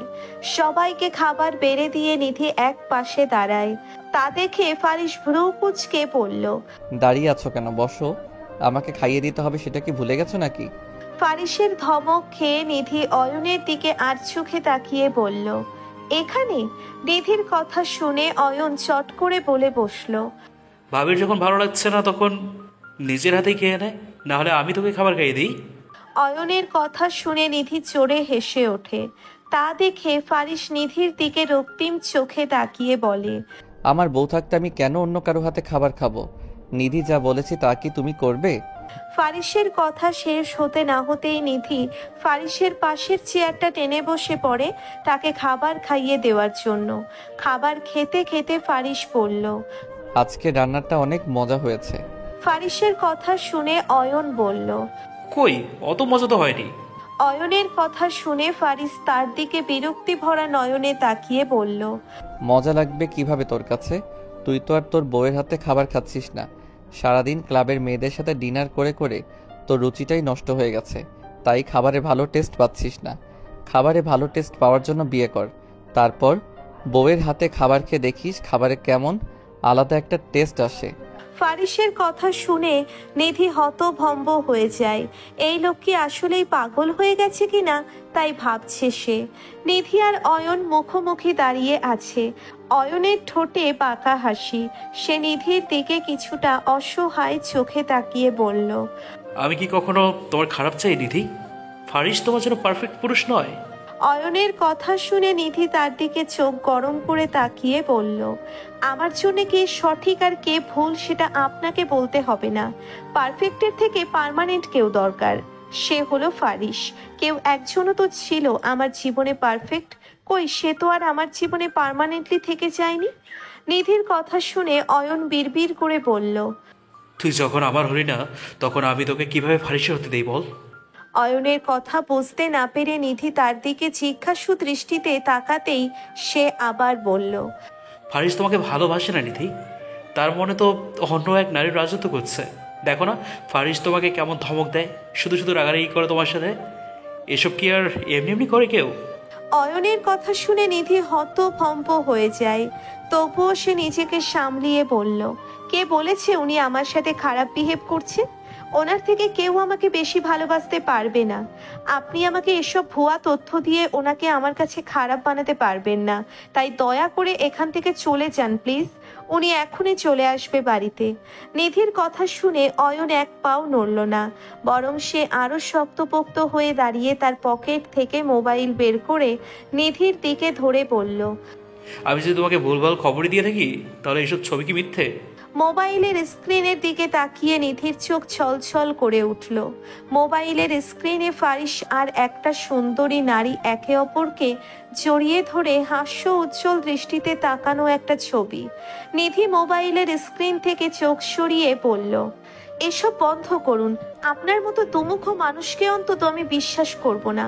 প্রথমে ফারিসকে আমার নামে বাজে কথা বলেছেন, যখন দেখেছেন ফারিস আপনাকে পাত্তা দিচ্ছে না তখন এবার আমাকে ওনার সম্পর্কে ভুলভাল খবর দিচ্ছেন। দয়া করে আপনি চলে যান এখান থেকে। নিধির কথা কানে না নিয়ে অয়ন ফারিস আর মেয়েটার এক নাগাড়ে ছবিগুলো দেখাতে ব্যস্ত। দেখো একজন আরেকজনকে কেমন ঘনিষ্ঠভাবে জড়িয়ে ধরে আছে। যে ছেলে অন্য একটা মেয়ের সাথে ঘনিষ্ঠ মুহূর্ত কাটিয়েছে সে কি করে তোমাকে ভালোবাসবে? আসলে আমার মনে হয় ফারিসের চরিত্রের সমস্যা আছে। অয়নের কথা শুনে নিধি তার রাগ নিয়ন্ত্রণ করতে পারল না। সে সজোরে অয়নকে একটা চড় দিয়ে বলল, নেক্সট টাইম আমার সামনে আমার স্বামীকে নিয়ে এসব বাজে কথা বলবেন না। আমার স্বামী কেমন তা আমি বুঝে নিব। আমার স্বামীর চরিত্রের সার্টিফিকেট আপনাকে দিতে হবে না। আমরা তো আপনাকে মাস শেষে কোনো বেতনই দিই না। শুধু শুধু কেন আপনি আমাদের পিছনে কামলার মতো খাটছেন? নিধির কথা শুনে অয়ন রক্তিম চোখে তার দিকে তাকিয়ে নিধির হাত চেপে ধরে বলল, তোর যখন এতই বিশ্বাস তোর বরের ওপর তাহলে তোর বরকে জিজ্ঞেস করিস অবন্তীকে। জিজ্ঞেস করিস অবন্তীকে তার বিয়ে করা বউ না? কেন অবন্তীর সাথে ফারিসের বিয়ের কথা লুকিয়েছে সেটাও জিজ্ঞেস করিস। কেনই বা তোদের বিয়েতে কোনো লোককে জানায়নি এবং কোনো অনুষ্ঠান করেনি? তারপর শেষ অয়নের কথা আর শেষ হতে পারল না, তার আগেই অয়ন মাটিতে লুটিয়ে পড়ল। ফারিস নিধিকে ধমক দিয়ে বলল, রুমে যাও। ফারিসের কথা যেন নিধির কানে পৌঁছই না, সে তো অয়নের কথা শুনেই থমকে যায়। ফারিস অয়নকে ধাক্কা দিয়ে বাড়ি থেকে বের করে দিয়ে নিধির হাত চেপে ধরে রুমের দিকে নিয়ে যায়। তোমাকে বলেছি না ওই অয়নের থেকে দূরে দূরে থাকবে, তারপরেও কেন তুমি ওর সাথে কথা বলেছো? নিধি পাথরের মূর্তির মতো দাঁড়িয়ে আছে ফারিসের সামনে। ওর সাথে কথা বললে কি আর বুঝতে পারতাম যে আপনার একটা সুন্দর অতীত রয়েছে, আর আপনি আমাকে এভাবে ঠকাবেন আমি ভাবতে পারিনি। নিধির কথা শুনে ফারিস নিচের দিকে তাকিয়ে আছে। ফারিস নিধির হাত চেপে ধরে শান্ত গলায় বলল, আমি তোমাকে ঠকাইনি নিধি। আমি কি করেছি? আমি তো চেষ্টা করছি আমাদের সম্পর্কটাকে মেনে নেবার। নিধি ফারিসের কথা শুনে কঠিন গলায় বলল, বিয়ে করা বউকে মেনে না নেওয়ার কি আছে? মেনে নেওয়ার চেষ্টা কি? সারাদিন রাগারাগি ধমক দেওয়া এসব? আপনার যখন বিয়ে করা বউকে মেনে নিতে কষ্টই হবে তাহলে বিয়ে করেছেন কেন আমাকে? নিধির কথা শুনে আরিশ তাচ্ছিল্যের হাসি হেসে বলল, প্রিয় মানুষগুলো শুধু রাগটাই দেখে, রাগের মধ্যে লুকিয়ে থাকা ভালোবাসাটার দেখে না। ফারিসের কথা নিধির কানে পৌঁছয় না। অবন্তীকে? উনি কি আপনার বিয়ে করা বউ না? নিধির কথা শুনে ফারিস হুট করে রেগে যায়। সে তার রাগ নিয়ন্ত্রণ করতে না পেরে নিধিকে একটা চড় দিতে গিয়ে আবার হাত গুটিয়ে ফেলল। যে সব বিষয় জানো না সেসব বিষয় নিয়ে কথা বলতে এসো না, এর পরিণাম কিন্তু ভালো হবে না। থেমে গেলেন কেন? মারলেন না কেন আমাকে? সেই প্রথম থেকেই তো কিছু বলতে গেলে ধমক দিয়ে থামিয়ে দেন। এর পরিণাম কি খারাপ হবে শুনি তো। আজকে অন্তত আমি চুপ করে থাকতে পারবো না। অবন্তী কি হয় আপনার, আমাকে বলুন। অবন্তী কে হয় সেটা জেনে কি মহাভারত অশুদ্ধ করে ফেলবে নাকি? এই 1 মাসে আমি যতটা পেরেছি তোমাকে তোমার মতো করে মেনে নিতে। তারপরেও যদি তোমার মনে হয় আমি তোমার হাজবেন্ড হিসেবে যোগ্য নই, তাহলে তুমি চলে যেতে পারো, আমি তোমাকে আটকাবো না। ফারিসের কথা শুনে নিধির চোখ বেয়ে নোনাচল গড়িয়ে পড়ে। সেদিকে দৃষ্টি নেই ফারিসের। রাগে থরথর করে কাঁপছে ফারিস। 1 মাস হলো আমাদের বিয়ের বয়স, এখনই বলছেন ছেড়ে দেওয়ার কথা? আসলে বলবেনই তো। আমার জন্যেই তো আপনার আর অবন্তী নামের মেয়েটার প্রণয়ের পূর্ণতা পাচ্ছে না বোধহয়। বেশি হয়ে যাচ্ছে নিধি। বলেছি কিন্তু ওকে নিয়ে কথা না বলতে। যেটা জানো না সেটা নিয়ে কথা বলো না। জানি না তো, জানান আমাকে কি হয়েছে। আমি তো জানতে চাই কি হয়েছে, আমার তো অধিকার আছে জানার। নিধির কথার জবাব দেয় না ফারিস। নিধির চোখের পানি মুছতে মুছতে বলল, যে সম্পর্কে একে অপরের প্রতি বিন্দু পরিমাণ বিশ্বাস নেই, আমি অন্তত সেই সম্পর্কে থাকতে চাই না। নিধির কথা শুনে রেগে ফারিস চট করে বলে বসলো, তো থেকো না, আমি তো থাকতে বলিনি। ফারিসের কথা শুনে নিধি হাসার চেষ্টা করে বলল, তবে তাই হোক। কোনোদিন আমি জোর করে কিছু পেতে চাইনি, আর চাইবও না। ভালো থাকবেন আপনি আপনার মতো করে। এই কয়েকদিনে আমার জন্য আপনাকে অনেক কিছু সহ্য করতে হয়েছে, এখন আর কিছু সহ্য করতে হবে না। চেষ্টা করব আর কোনোদিন যেন আপনি আমার দেখা না পান। বলেই নিধি তার কাপড় চোপড় গুছিয়ে বাড়ি থেকে বের হয়ে যায়। এদিকে নিধির যাওয়ার পানে অসহায় দৃষ্টিতে তাকিয়ে আছে ফারিস। তার যে কিছুই করার নেই। পরন্ত বিকেল, সূর্য প্রায় ডুবে গেছে। পাখিরা ব্যস্ত হয়ে তাদের নীড়ে ফিরছে।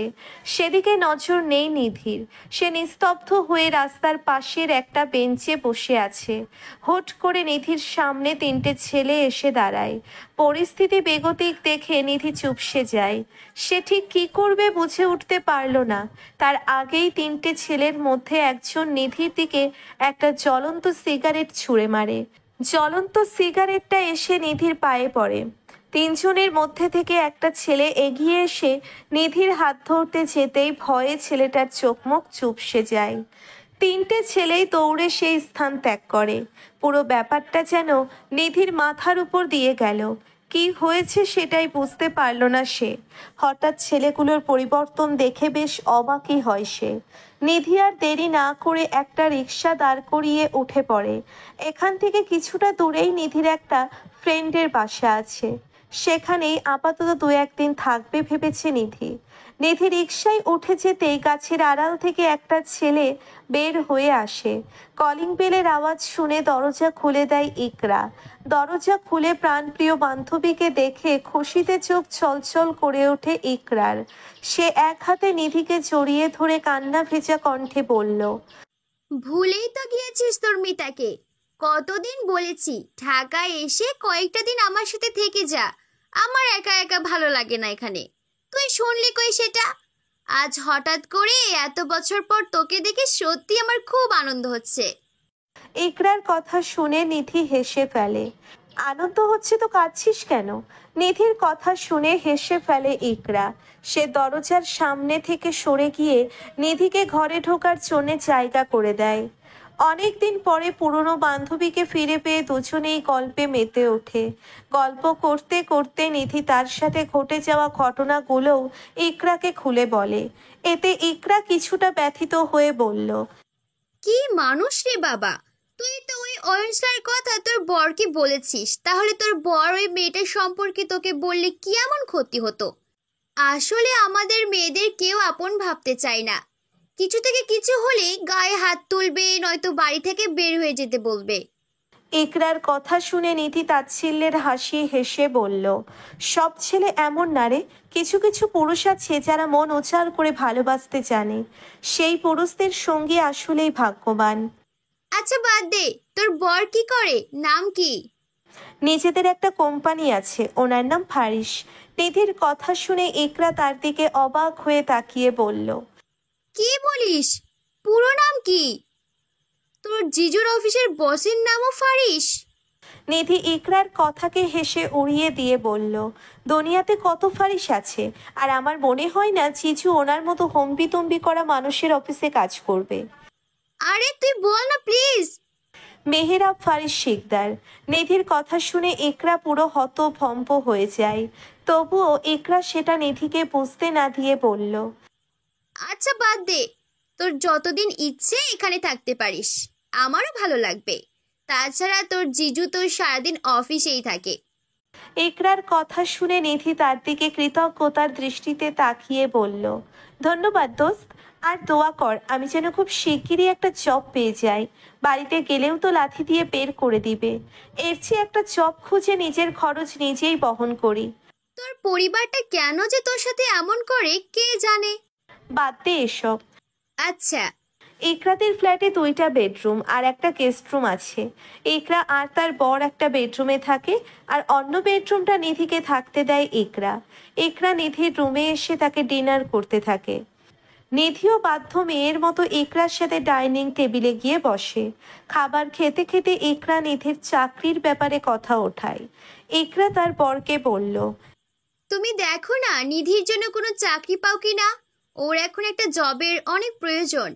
ইকরার কথা শুনে তার বর পিয়াস মাথা নেড়ে বলল, চাকরি চাইলে তো পাওয়া যায় না, একটু অপেক্ষা করতে হবে। তা নিধি, তুমি কোন ক্লাসে পড়ো? অনার্স 2য় বর্ষে। নিধির কথা শুনে পিয়াস বলল, যদিও চাকরি পাওয়াটা একটু কষ্টে হয়ে যাবে, তবু চেষ্টা করব আমি। পিয়াসের কথা শুনে নিধি তার দিকে কৃতজ্ঞতার দৃষ্টিতে তাকায়। খেতে খেতে নিধি আর পিয়াস কুশল বিনিময় করে নেয়। পরদিন অফিসে যেতেই পিয়াসের বস তাকে ডেকে পাঠায়। এদিকে হুট করে বস ডেকে পাঠিয়েছে শুনে ভয়ে চুপসে যায় পিয়াস। কি ভুল করেছে সেটাই ভাবতে ব্যস্ত সে। এসব ভাবতে ভাবতেই দ্বিতীয়বার আবার একজন এসে তাকে বলল বস তাকে ডাকছে। এবার আর বসে না থেকে পিয়াস গুটি গুটি পায়ে হেঁটে বসের কেবিনের সামনে যায়। দরজার সামনে দাঁড়িয়ে পিয়াস ভীতু গলায় বলল, কামিং স্যার। পিয়াসের কথা শুনে তার দিকে তাকায় ফারিস। ফারিসের চোখগুলো লাল হয়ে আছে, মনে হয় না রাতে ঘুমিয়েছে সে। ফারিস ইশারায় পিয়াসকে আসতে বলে। ফারিস বেশ শান্ত গলায় বলল, বসো। ফারিসের এত শান্ত গলায় কথা শুনে পিয়াস এবার সত্যিই ভয় পেয়ে যায়।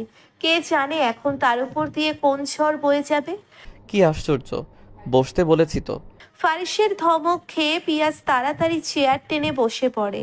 ফারিস কলম হাতে নিয়ে নাড়াতে নাড়াতে বলল, কালকে তুমি একজন অপরিচিত নারীকে তোমার বাসায় আশ্রয় দিয়েছ, তাই না? ফারিসের কথা শুনে হতবাক হয়ে যায় পিয়াস। যে লোক কাজ ছাড়া কোনোদিন ভালো আছো সেটা জিজ্ঞেস করেনি, সেই লোক কিনা এসব আজাইরা ব্যাপার নিয়ে কথা বলছে। অপরিচিত না স্যার, ও আমার ওয়াইফের বান্ধবী। আচ্ছা আচ্ছা, বুঝলাম। তা কেন তোমাদের বাসায় থাকছে সে? ফারিসের কথার জবাবে ঠিক কি বলবে পিয়াস ভেবে পেল না। ওর সৎমা ওকে অনেক অত্যাচার করে, আর তার বড় অন্য নারীতে আসক্ত।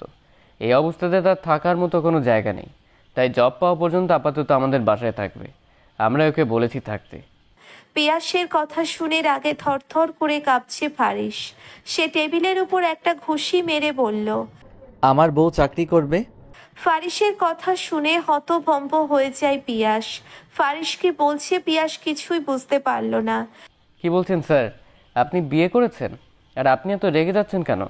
পিয়াসের কথা শুনে ফারিস নিজের রাগ নিয়ন্ত্রণ করে বলল, নিধি আমার বউ, পারিবারিকভাবেই আমাদের বিয়ে হয়েছে। ওই চিটার অয়নকে তো তুমি চেনোই। ও গিয়ে আমার ওয়াইফকে যা নয় তো তা বানিয়ে বানিয়ে বলছে। আমিও রাগের মাথায় নিধির সাথে অনেক খারাপ বিহেভ করেছি, যার কারণে ও বাড়ি থেকে চলে এসেছে। ফারিসের কথা শুনে তো পিয়াস একদম অবাক হয়ে গেছে। এখন আপনি কি ম্যামকে ফিরিয়ে আনতে যাবেন? পিয়াসের কথা শুনে ফারিস চুপ করে থাকে, কোনো জবাব দেয় না সে। আমি জানি নিধি কোনোদিনই আর আমার কাছে ফিরে আসবে না। ও সহজে রাগে না, অনেক শান্তশিষ্ট একটা মেয়েও, কিন্তু একবার রেগে গেলে তার কমবে না জানি। পিয়াস, আমি ওকে হারাইতে চাই না ভাই, তুমি প্লিজ কিছু একটা করো। ফারিসের এরকম অসহায় চেহারা দেখে পিয়াস তো পুরোই হতভম্ব হয়ে যায়।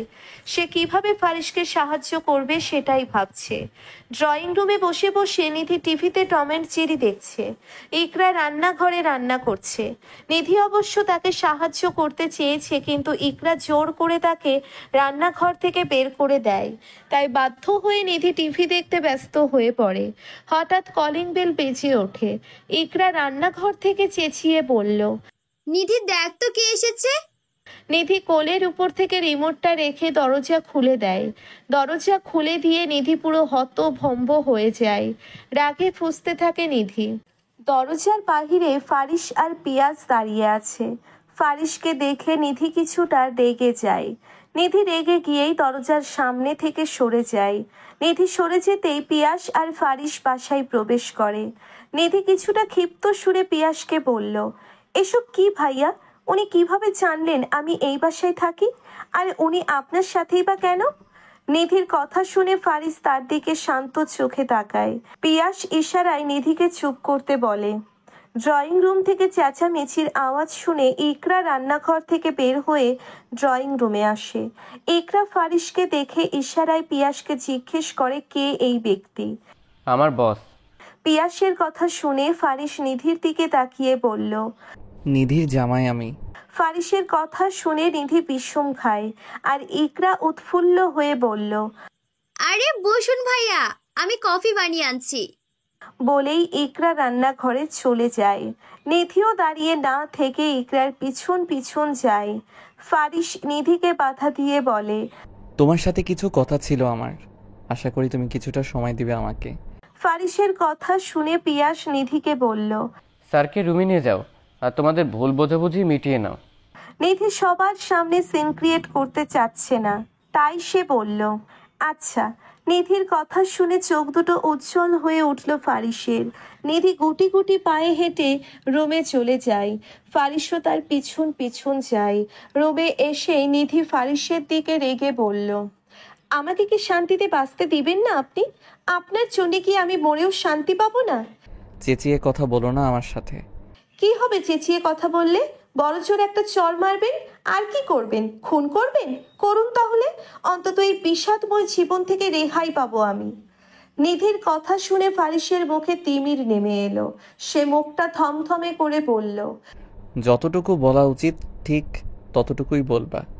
আমি আমার কথা বলতে তোমার থেকে সময় চেয়েছি, তোমার জোর গলায় কথা শোনার জন্য না। ফারিসের কথা শুনে নিধি তার দিকে বিরক্তি ভরা নয়নে তাকায়। কি বলবেন তাড়াতাড়ি বলুন, আমার সময় নেই এত আজাইরা আলাপ করার জন্য।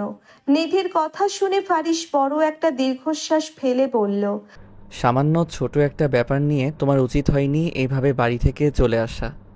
অবন্তী আমার এক্স গার্লফ্রেন্ড, ওর সাথে আমার 4 বছরের প্রেম। আমাদের বিয়েও ঠিক হয়েছে, কিন্তু বিয়ের দিন অবন্তী ওর বেস্ট ফ্রেন্ড সাদীপের সাথে পালিয়ে যায়।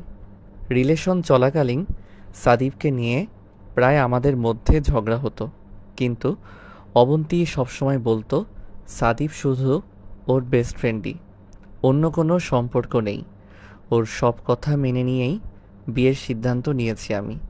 এতে প্রথমে অবন্তী রাজি না হলেও পরে রাজি হয়। তারপর শুরু হয় আমাদের বিয়ের তোড়জোড়। এর মধ্যে বিয়ের দিন অবন্তীর মনে হলো সে আমাকে ভালোবাসে না, সাদীপকে ভালোবাসে। তাই সাদীপ আর অবন্তী পালিয়ে বিয়ে করে নেয়। আমার সাথে তো অবন্তী খুব নিখুঁতভাবে টাইম পাস করে গেছে। এখন বর্তমানে অবন্তী কানাডায় থাকে। সাদীপের সাথে তার ডিভোর্স হয়ে যায় বিয়ের 1 বছর পরেই। অবন্তীর করা বিশ্বাসঘাতকতা আমি ঠিকভাবে নিতে পারিনি, সেই নিয়েই ডিপ্রেশনে চলে যাই আমি। এই ডিপ্রেশন থেকে বের হতে আমার বেশ সময় লেগেছে। ডিপ্রেশন থেকে বের হলেও আগে সেই চঞ্চল মেহরাব ফারিস শিকদার হয়ে উঠতে পারিনি আমি। নিজেকে গুটিয়ে নিয়েছি মানুষের কাছ থেকে। একা থাকতে থাকতে একদম খিটখিটে মেজাজের হয়ে গিয়েছি। এই শক্ত মানুষটার মনটা যে কতটা ক্ষত বিক্ষত হয়ে আছে তা তুমি বুঝতে পারবে না নিধি। কেউ অবন্তীর কথা বললেই পুরনো কথাগুলো আমার মনে পড়ে যায়। আমি নিজেকে ঠিক রাখতে পারি না তখন। আর তুমি অয়নের বানোয়াট কথা শুনে আমাকে বিচার করছো। অন্যরকম তুমি রোমান্টিক ফানি এই গল্পটি পড়তে চাইলে এখনই গল্পবাজার অ্যাপস ডাউনলোড করুন। ফারিসের কথা শুনে নিধি কিছু বলল না। তার কাছে ফারিসের কথাগুলো সম্পূর্ণ বানিয়ে বলা মনে হচ্ছে, তাই সে এ ব্যাপারে আর কোনো কথা বলতে চায় না। আপনার কথা শেষ হলে এবার আসতে পারেন। নিধির কথা শুনে ফারিস তার দিকে অবাক চোখে তাকিয়ে বলল, তোমার কিছুই বলার নেই? কি বলার থাকবে? এই কথাগুলো এখন না বলে কালকে বললে কি হতো? তাহলে তো এত কিছু হতো না। তাছাড়া যা হয়েছে ভালোই হয়েছে। এ কারণে আপনার আসল চেহারাটা তো দেখতে পেলাম। আমার প্রতি আপনার কেমন বিশ্বাস তাও দেখলাম। জীবনে ভুল করলে একটাই করেছি, সেটা হলো গরিব হয়ে জন্ম নিয়ে। বিয়ের আগে বাবার বাড়িতে শুধু অবহেলা পেয়েছি। ভেবেছি বিয়ের পর হয়তো সব ঠিক হয়ে যাবে, কিন্তু আমাকে ভুল প্রমাণ করে দিয়ে স্বামীর বাড়ি থেকেও শুধু অবহেলাই পেয়েছি। শুনুন মিস্টার মেহরাব ফারিস শিকদার, আমি এতটাও অবহেলিত না যা আপনারা ভাবছেন। এখন আর আমি পিছনে ঘুরে দাঁড়াতে চাই না, সামনের দিকে এগিয়ে যেতে চাই। একা সংগ্রাম করে হয়তো সুখে বাঁচবো, নয়তো মরবো। তবুও আর কারো কাছে বোঝা হয়ে থাকতে চাই না। একদিন হয়তো আমি হারিয়ে যাব, তখন সবাই ঠিকই আমাকে খুঁজবে, আমার অস্তিত্ব খুঁজে পাওয়ার চেষ্টা করবে, কিন্তু পাবে না। আপনি দয়া করে এখান থেকে চলে যান। নিধির কথা শুনে ফারিস অসহায় দৃষ্টিতে তাকিয়ে আছে তার দিকে। আজ অনেক দিন হলো দাদা ভাই আর দাদি বাড়িতে নেই। তারা যখন ফিরে আসবে আমি তাদেরকে কি জবাব দিব? ফারিসের কথা শুনে নিধি তার দিকে তাচ্ছিল্যের হাসি হেসে বলল, আমি তো জানতাম আপনি তাদের জন্যেই আমাকে ফিরিয়ে নিতে এসেছেন। আমার জন্যে না আপনার মনে বিন্দু পরিমাণ ভালোবাসাও জন্মায়নি। আমি ভেবেছি আমার ভালোবাসা দিয়ে আপনার সব কঠোরতা ভেঙে চুরমার করে দিব, কিন্তু আমি ব্যর্থ হয়েছি। দাদা দাদিকে বলে দিয়ে কোনো এক ব্যক্তিকে ভালো রাখতে নিধি হারিয়ে গেছে, নয়তো বলবেন যে নিধি একটু সুখে থাকার জন্য স্বার্থপরের মতো তাদের ছেড়ে চলে গেছে। আমি নিজেকে কি বলবো নিধি? আমি জানি না ফারিস, প্লিজ আমাকে একটু ভালো থাকতে দিন আপনি। আমি আপনাকে ছাড়া অনেক সুখে থাকবো। নিধির কথা শুনে ফারিস কিছু বলল না। তার চোখ দিয়ে নীরবে নোনা পানি গড়িয়ে পড়ে। নিধি দেখার আগেই ফারিস চোখের পানি মুছে নিষ্পলক চোখে নিধির দিকে চেয়ে আছে। ফারিস এটা ভেবেই অবাক হয় সে নিধির জন্য কাঁদছে। অবন্তী চলে যাওয়ার পরও ফারিসের চোখ থেকে এক ফোঁটা পানি পড়েনি। সাথে নিধির মতো শান্তশিষ্ট মেয়েকে এত কঠোর হতে দেখে তো ফারিস আরো অবাক হয়। সে আর কিছু না বলে এলোমেলো পায়ে হেঁটে রুম থেকে বের হয়ে যায়। রুম থেকে বের হতেই পিয়াস আর ইকরার সামনে পড়ে ফারিস। পিয়াস তার বিস্ময় আর দমিয়ে রাখতে না পেরে বলল, কি হয়েছে স্যার? কিছু হয়নি, আমি বরং আজ যাই। ফারিসের কথা শুনে ইকরা বলল, আরে স্যার, আমি কফি বানিয়েছি, খেয়ে যান প্লিজ। অন্য একদিন আসবো, আমি একটা কাজ আছে আমার। ফারিসের কথা শুনে ইকরা আর পিয়াস দুজনেরই মন খারাপ হয়ে যায়। ফারিস সেসব পাত্তা না দিয়ে পিয়াসকে বলল, অফিসে এসো, জরুরি কথা আছে আমার। আর ম্যাম, আপনি কয়েকটা দিন নিধির একটু খেয়াল রাখবেন। বলেই ফারিস বাসা থেকে বের হয়ে যায়। নিস্তব্ধ রাত, ঘড়িতে তখন সময় 1টা ছুঁই ছুঁই। ফারিস চোখ মেলে এলোমেলো হাতে টি টেবিলের ওপর পানি খোঁজে, কিন্তু সে পানির নাগাল পায় না। তাই ফারিস ফোনের লাইট অন করে দেখে টি টেবিলের উপর পানি নেই। হঠাৎ ফারিসের মনে হলো একটা মেয়ে তার দিকে পানির গ্লাস এগিয়ে দিয়েছে। মেয়েটার মুখটা দেখতে পায় না সে, কেমন ঝাপসা হয়ে আছে সবকিছু। নিধি, বলেই ফারিস মেয়েটাকে ছুতে চায়, কিন্তু তার আগেই মেয়েটা হারিয়ে যায়। সবটাই নিজের কল্পনা ভেবে ফারিস কেঁদে ফেলল। এতদিন শুধু নিধি তাকে এক পাক্ষিক ভালোবেসে গেছে, এখন যখন সে নিধির প্রতি দুর্বল হয়ে পড়ল আস্তে আস্তে, তখন নিধি মুখ ফিরিয়ে নিল। নিজের প্রতি প্রচণ্ড রাগ হয় ফারিসের। কেন সে নিধিকে অবহেলা করেছে? কেন সে সবসময় তার থেকে মুখ ফিরিয়ে নিত? যখন নিধি দূরে সরে গেল তার থেকে, তখন সে বুঝতে পারল সে নিধিকে কতটা চায়। এই তো কিছুদিন আগে ফারিসের জ্বর হওয়াতে নিধি নাওয়া খাওয়া ভুলে দিনরাত জেগে ফারিসের সেবা করেছে। সে সুস্থ হওয়া পর্যন্ত তার কাছ থেকে একটু দূরে পর্যন্ত যায়নি। অথচ এখন ফারিস অসুস্থ হয়ে বিছানায় শুয়ে আছে। তাকে দেখার মতো একজন মানুষ তার নেই। না আছে তার নিধি, আর না আছে তার দাদা দাদি। আজকে নিজেকে প্রচুর অসহায় মনে হচ্ছে ফারিসের। সে এলোমেলো পায়ে হেঁটে গাড়ির চাবি নিয়ে বের হয়ে গেলে পিয়াসদের বাড়ির উদ্দেশ্যে। হঠাৎ করে নিধিকে দেখার প্রচুর ইচ্ছে জেগেছে ফারিসের। জ্বরে চোখ খুলে রাখতে কষ্ট হচ্ছে তার। তবুও সে অসুস্থ শরীর নিয়ে বেরিয়ে পড়ল নিধিকে এক নজর দেখার জন্য। দিনটা সোমবার, বাহিরে মুষলধারে বৃষ্টি হচ্ছে। পিয়াস সকাল সকাল উঠে রেডি হয়ে অফিসের জন্যে বের হয়ে যায়। বাসায় শুধু নিধি আর ইকরা। নিধি সোফায় বসে বসে ফারিসের কথাই ভাবছে। আজ থেকে ঠিক 3 দিন আগে ফারিসের সাথে তার শেষ দেখা হয়েছে। আজ 3 দিন হলো ফারিস নিধির একটু খোঁজ নেওয়ারও চেষ্টা করেনি। পরে নিধির মনে পড়ল সে তো সিমই চেঞ্জ করে ফেলেছে, খবর নিবেই বা কিভাবে। আজকে হঠাৎ করে ফারিসের জন্যে নিধির খারাপ লাগছে।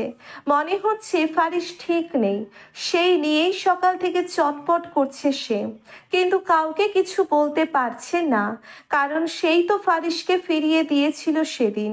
এসব ভেবেই মন খারাপ নিধির। ইকরা রান্নাঘর থেকে এসে নিধির পাশে বসে। সে নিধির মাথায় হাত বুলিয়ে দিয়ে বলল, কি হয়েছে রে নিধু? কিছু ভালো লাগছে না আমার। নিধির বিরস্ব মুখে বলা কথা শুনে ইকরা তাকে জড়িয়ে ধরে বলল, জিজুর জন্য মন খারাপ নাকি? তার কথা মনে পড়ছে? ইকরা কথার জবাব দেয় না নিধি। সে চুপচাপ বসে আছে। ইকরা তার মনের অবস্থা বুঝতে পেরে আবারও বলল, তুই শুধু শুধু দুলাভাইকে ভুল বুঝছিস। উনি একটু রাগী, কিন্তু মনটা ভীষণ ভালো। তুই হয়তো দুলাভাইকে এখনো ভালো করে বুঝতেই পারিসনি। আমি ওনার সঙ্গে সংসার করেছি ইকরা, ওনাকে আমি বুঝতে পারবো না কেন? তুই জানিস উনি অয়নের কথা শুনে আমাকে চড় দিয়েছে, তাও আবার আমি সবকিছু বলার পরে। সে জায়গায় আমি তো তেমন কোনো রিয়াক্টই করিনি।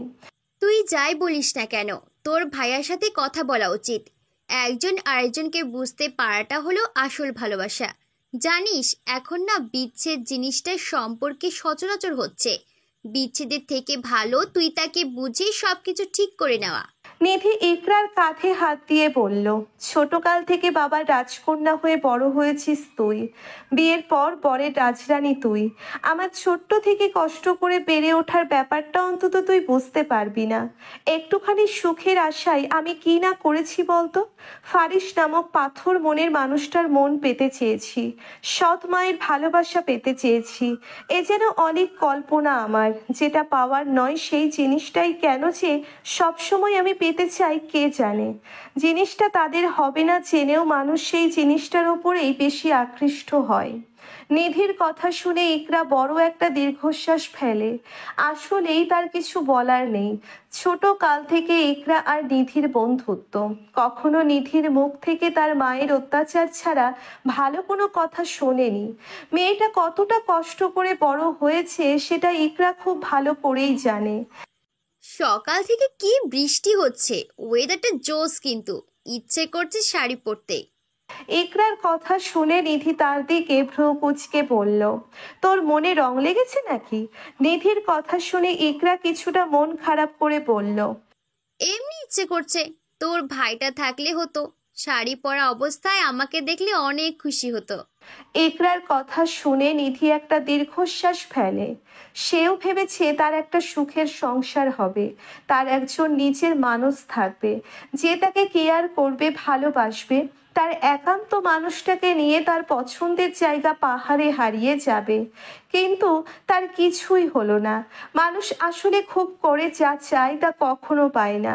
পিয়াস অফিসে এসে পৌঁছতে না পৌঁছতে হতভম্ব হয়ে গেল। সবাই নিজের কাজ রেখে একজন আরেকজনের জায়গায় দাঁড়িয়ে আছে। কেউ ফোন টিপছে তো কেউ গল্প করছে। পিয়াস একজন কর্মচারীকে ডেকে বলল, সবাই কাজ না করে ভাবে গল্পে মেতে আছে কেন? স্যার দেখলে তো সবাইকে চাকরি থেকে বের করে দেবে। পিয়াসের কথা শুনে কর্মচারীটি ফিসফিস করে বলল, আরে স্যার আজকে আসেনি, তাই সবাই কাজ না করে গল্প করছেন। এদেরকে বলার পরও ঠিক হয়নি, এদেরকে স্যারই ঠিক করতে পারবেন। স্যার আসেনি কেন? তা তো আমি জানি না। আচ্ছা তুমি যাও, আমি দেখছি। পিয়াসের কথা শুনে কর্মচারীটি চলে যায়। ফারিস ফোন বের করে ফারিসের ফোনে কল দেয়, কিন্তু তার ফোন বন্ধ। পিয়াস এবার বেশ চিন্তায় পড়ে যায়। ফারিস কখনো অফিস মিস দেয় না, অযথা নাম্বারও বন্ধ করে রাখে না। তাই পিয়াস ফারিসের একজন ক্লোজ ফ্রেন্ডকে কল দেয়। কল রিসিভ করতেই পিয়াস চিন্তিত গলায় বলল, সাকিব, স্যারের কি হয়েছে? অফিসে আসেনি কেন? পিয়াসের কথা শুনে সাকিব ব্যথিত গলায় বলল, ফারিস অ্যাক্সিডেন্ট করেছেন। সাকিবের কথা শুনে পিয়াস হতভম্ব হয়ে যায়। কি বলছো? কিভাবে হলো এসব? ফারিসের প্রচণ্ড জ্বর ছিল কালকে, নিজের খেয়াল একটু রাখেনি সে। তার ওয়াইফও তো বাড়িতে নেই, দাদা দাদিও বাড়িতে নেই। রাতে আবার জ্বরের ঘরে সে তার বউকে আনতে যায় তাদের বাড়িতে। সেখানে যাওয়ার সময় সে অ্যাক্সিডেন্ট করে। দুর্বল শরীর নিয়ে ড্রাইভ করেছে। হঠাৎ একটা ট্রাক সামনে চলে আসাতে ও ঠিক সামলে নিতে পারেনি, তাই অনেক আঘাত পেয়েছে ও। পিয়াস আর কোনো কথা বলতে পারল না। সে তাড়াহুড়ো করে বাড়ির উদ্দেশ্যে রওনা দেয়। কলিং বেলের আওয়াজ শুনে নিধি এসে দরজা খুলে দেয়। দরজার অপর পাশে পিয়াসকে চিন্তিত মুখে দাঁড়িয়ে থাকতে দেখে নিধি বেশ অবাক হয়ে যায়। কি হয়েছে ভাইয়া, এই সময় অফিসে না গিয়ে বাড়িতে কেন? নিধির কথা শুনে পিয়াস বেশ কঠিন গলায় বলল, আমার স্যারের মতো মানুষ হয় না নিধি, আর তুমি তাকে কষ্ট দিয়েছো। লোকটা জ্বরের মধ্যে শুধুমাত্র তোমাকে এক নজর দেখার জন্য মাঝরাতে ছুটে এসেছিল। তার পরিণাম কি হয়েছে জানো? তোমার বর এখন হাসপাতালের বেডে পড়ে আছে। শুধুমাত্র তোমাকে দেখার জন্য স্যার এত রাতে অসুস্থ শরীর নিয়ে ড্রাইভ করছিল, কিন্তু সে আর বাসায় এসে পৌঁছতে পারেনি। তুমি এখনো মুখ ফিরিয়ে রাখো তার থেকে। কিছু বলবো না আমি। পিয়াসের কথা শুনে স্তব্ধ হয়ে দাঁড়িয়ে আছে নিধি। নিধির ঠিক কী করা উচিত এই অবস্থায় সেটা সে ভুলে গেছে। সে দৌড়ে বাসা থেকে বের হয়ে যায়। পিয়াস আর ইকরাও নিধির পিছন পিছন যায়। নিধি আর ফারিস দুজনেই মুখোমুখি বসে আছে, কারো মুখে কোনো কথা নেই। ফারিস নিধিকে দেখে অভিমানে অন্যদিকে মুখ ফিরিয়ে নেয়। নিধি ছলো ছলো চোখে ফারিসের দিকে তাকিয়ে আছে। ফারিস ডান হাতে প্রচুর ব্যথা পেয়েছে, তার হাত পুরো ব্যান্ডেজ করা, সাথে পায়েও ব্যথা পেয়েছে ফারিস। এতে ফারিসের হাঁটতে বেশ কষ্ট হচ্ছে। এছাড়া তেমন বড় কোনো ক্ষতি হয়নি ফারিসের। ডক্টর বলেছে নিয়মিত ঔষধ খেলে 15 দিনের মধ্যে সে আবার সুন্দর করে হাঁটতে পারবে। কিছুক্ষণের মধ্যেই ফারিসকে রিলিজ দেওয়া হবে। পিয়াস আর ইকরাও এসেছে ফারিসকে দেখতে। ফারিস যেহেতু পায়ের ব্যথার জন্যে হাঁটতে পারছে না, তাই সাকিব আর পিয়াস ওকে ধরে গাড়িতে নিয়ে বসিয়ে দেয়।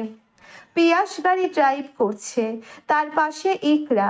নিধি আর ফারিস পিছনে বসেছে, সাকিব অন্য গাড়িতে আসছে।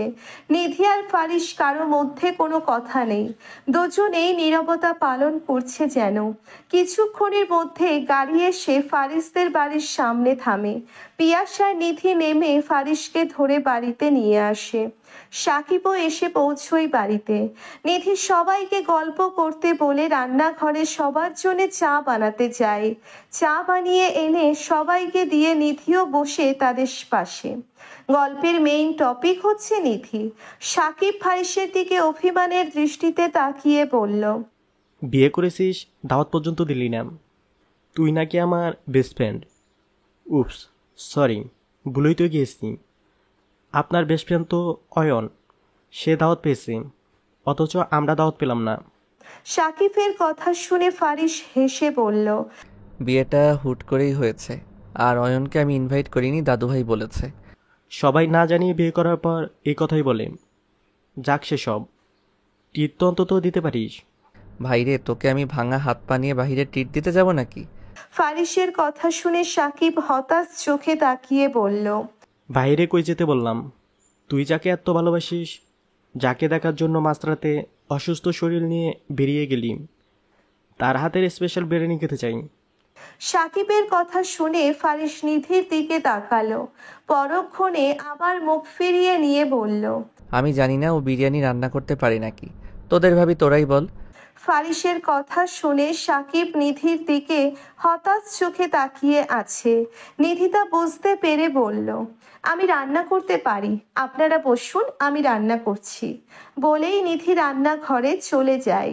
বিরিয়ানি রান্না করার জন্য সব কিছু রেডি করে নেয় সে। মোটামুটি বিরিয়ানি রান্না করার জন্য সব কিছুই আছে, শুধু টক দইটা নেই। তাই নিধি ড্রয়িং রুমে এসে বলল, আমাকে টক দই এনে দিতে পারবেন কেউ ভাইয়া? উনি তো যেতে পারবে না। নিধির কথা শুনে সবাই তার দিকে তাকায়। রাত অনেক হয়েছে, কোনো দোকান মনে হয় না খোলা থাকবে এখন।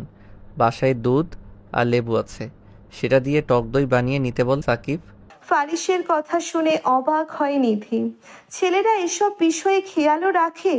নিধি আর কথা না বাড়িয়ে রান্নাঘরে চলে আসে। রান্না শেষ করে নিধি ডাইনিং টেবিলে খাবার নিয়ে এসে সবাইকে সার্ভ করে দেয়। সবাই খাবার খাচ্ছে। ফারিসকে বসে থাকতে দেখে পিয়াস বলল, খাচ্ছেন না কেন স্যার? ফারিস নিচের ডান হাত পিয়াসের দিকে ধরে বলে, হাত নাড়াতে পারছি না, তার উপর আবার ব্যান্ডেজ করা, খাবো কিভাবে? আমি খাইয়ে দিই। পিয়াসের কথা শেষ হওয়ার আগেই সাকিব পিয়াসের পায়ে খোঁচা দিয়ে তাকে থামিয়ে দিয়ে বলল, আরে ভাবি থাকতে তুই এত চিন্তা করছিস কেন? সাকিবের কথা শুনে নিধি কিছুটা অপ্রস্তুত হয়ে সবার দিকে তাকায়।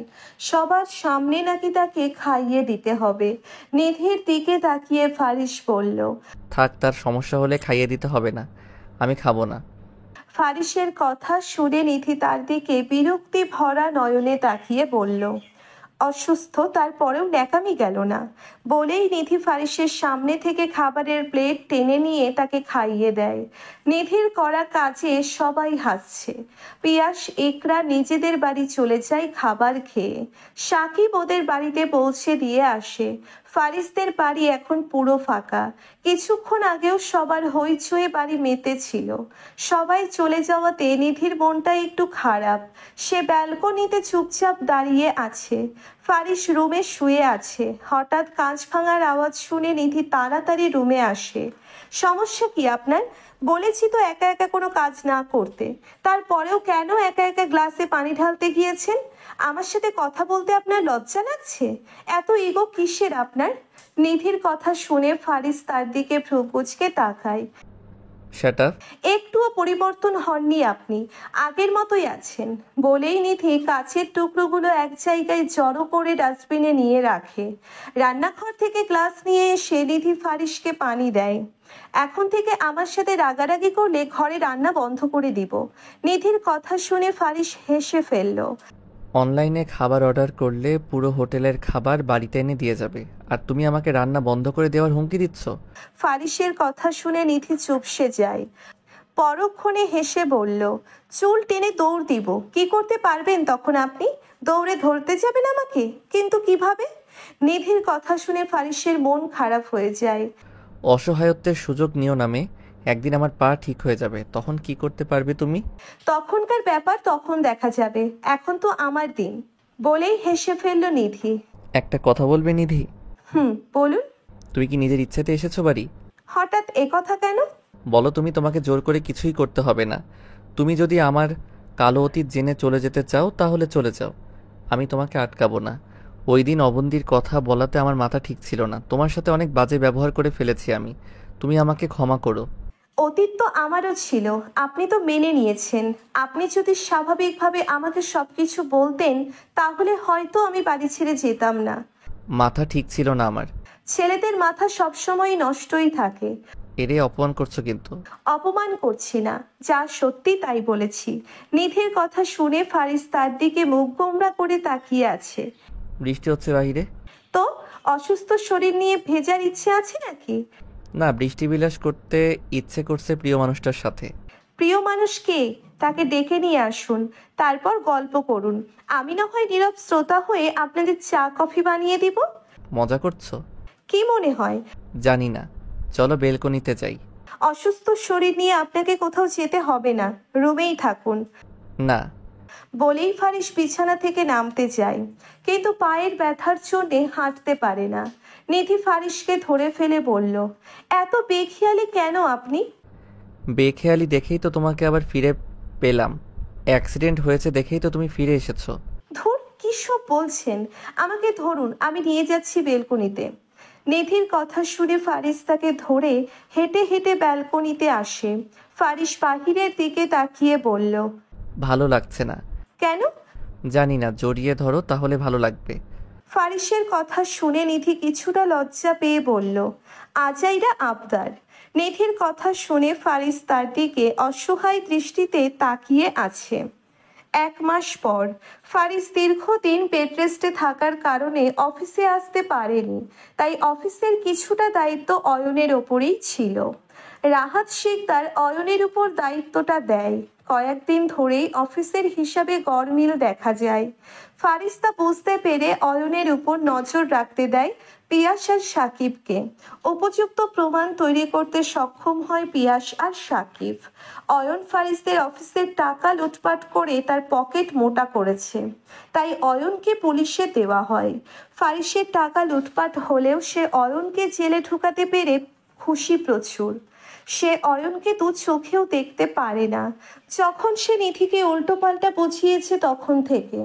রাত প্রায় 10টা বাজে। ফারিস বাহিরে থেকে এসে রুমে চলে যায়। এদিকে নিধি যে তার জন্যে ড্রয়িং রুমে বসে অপেক্ষা করছে সেদিকে তার নজর নেই। তাকে দেখেও না দেখার অভিনয় করে। ফারিস চলে যাওয়াতে নিধি একটু কষ্ট পায়। সে কিছু না বলে মুখে হাসি বজায় রেখে রুমে যায়। ফারিস দাঁড়িয়ে দাঁড়িয়ে ফোনে কথা বলছে রুমের এক কোণায়। নিধিকে দেখে কল কেটে দেয় ফারিস। তা দেখে নিধি ভ্রু কুঁচকে বলল, ডিস্টার্ব করলাম নাকি? নিধির কথা শুনে ফারিস গম্ভীর কণ্ঠে বলল, বুঝেছো যখন তাহলে দাঁড়িয়ে আছো কেন? ফারিসের এমন আচরণ দেখে নিধি চুপসে যায়। নিধি ফারিসের কাছে এগিয়ে গিয়ে বলল, কি হয়েছে আপনার? এমন করে কথা বলছেন কেন? নিধির কথার জবাব দেয় না ফারিস। সে চুপচাপ বিছানায় গিয়ে বসে। ফারিস নিধিকে ইগনোর করছে বুঝতে পেরে সে আর ফারিসকে বিরক্ত না করে বিছানা তৈরি করে শুয়ে পড়ে। ছাদের রেলিং ঘেঁষে দাঁড়িয়ে আছে ফারিস। রাত প্রায় 11টা বাজে। নিধি রুমে ঘুমোচ্ছে। এই সুযোগে ফারিস চুপি চুপি ছাদে চলে আসে। ছাদে একপাশে অনেকগুলো গোলাপ ফুল জড়ো করে রেখেছে ফারিস। সে ফোন হাতে পায়চারি করছে। হঠাৎ ফারিসের ফোন বেজে ওঠে। সে তড়িঘড়ি করে কল রিসিভ করে বাসায় নিচে যায়। একজন লোক এসে তার হাতে মাঝারি সাইজের একটা বাক্স ধরিয়ে দেয়। ফারিস তা নিয়ে তাড়াতাড়ি আবার ছাদে চলে যায়। তার মনটা ছটফট করছে। সে জানে নিধি কষ্ট পেয়েছে তার ব্যবহারে। সে ইচ্ছে করেই নিধির সাথে এমন আচরণ করেছে। ফারিস ছাদে এসে তাড়াতাড়ি ছাদের একপাশে ফুল দিয়ে সাজায়। একটা ছোট টেবিলের উপর কেক বের করে রেখে তার চারপাশে গোলাপের পাপড়ি ছড়িয়ে দেয়। গোলাপের পাপড়ির উপরে ছোট ছোট ক্যান্ডেলগুলো জ্বালিয়ে দেয় ফারিস। অল্প কিছু সময়ের মধ্যেই অন্ধকার জায়গাটা ক্যান্ডেলের আলোতে উজ্জ্বল হয়ে যায়। ছোট টেবিলের উপর ফুল আর ক্যান্ডেল দিয়ে সাজিয়ে মাঝখানে কেক রাখা। পুরো ছাদ অন্ধকার, শুধু টেবিলে ছোট ছোট ক্যান্ডেলগুলো জ্বলছে। এতে যেন ছাদের সৌন্দর্যটা ফুটে উঠেছে। ফারিস ঘড়িতে সময় দেখে 11:55 বাজে। সে আর দাঁড়িয়ে না থেকে রুমে যায়। রুমের সামনে এসে তো ফারিস হতভম্ব হয়ে যায়। রুমে দরজা আটকানো। সে তো রুম থেকে বের হওয়ার সময় নিধি ঘুমিয়েছিল। তাহলে কে দরজা আটকালো? এদিকে 12টা বাজার আর মাত্র 4 মিনিট বাকি আছে। সে যে এতক্ষণ কষ্ট করে সবকিছু ডেকোরেশন করেছে, সবকিছু কি বিফলে যাবে? এসব ভেবেই আটকে উঠল ফারিস। সে দরজায় নক করে, কিন্তু কোনো সাড়া শব্দ নেই। ফারিস এবার গম্ভীর কণ্ঠে বলল, নিধি, আমি জানি তুমি জেগে আছো, তাড়াতাড়ি দরজা খোলো। তবুও কোনো সাড়া শব্দ নেই। ফারিস হতাশ চোখে দরজার দিকে তাকিয়ে আছে। আজকে নিধির জন্মদিন। সেই ভেবেই ফারিস তার জন্য সারপ্রাইজ হিসেবে ছাদে কেক এনে সাজিয়েছে ফুল দিয়ে। এদিকে নিধিকে ইগনোর করার জন্যে যে সে এত রেগে যাবে সেটা কল্পনাও করতে পারেনি ফারিস। সে আর কিছু ভাবতে পারল না। 12টা বাজতে আর মাত্র 2 মিনিট বাকি আছে। ফারিস কিছু একটা ভাবলো, তারপর কঠিন গলায় বলল, তুমি কি চাও এত রাতে আমি বাহিরে রাত কাটাই? এত রাতে গাড়ি ড্রাইভ করে আবার কোনো দুর্ঘটনা ঘটাই? এটাই তো চাও? ফারিস বলতে দেরি, দরজা খুলতে দেরি হয় না নিধির।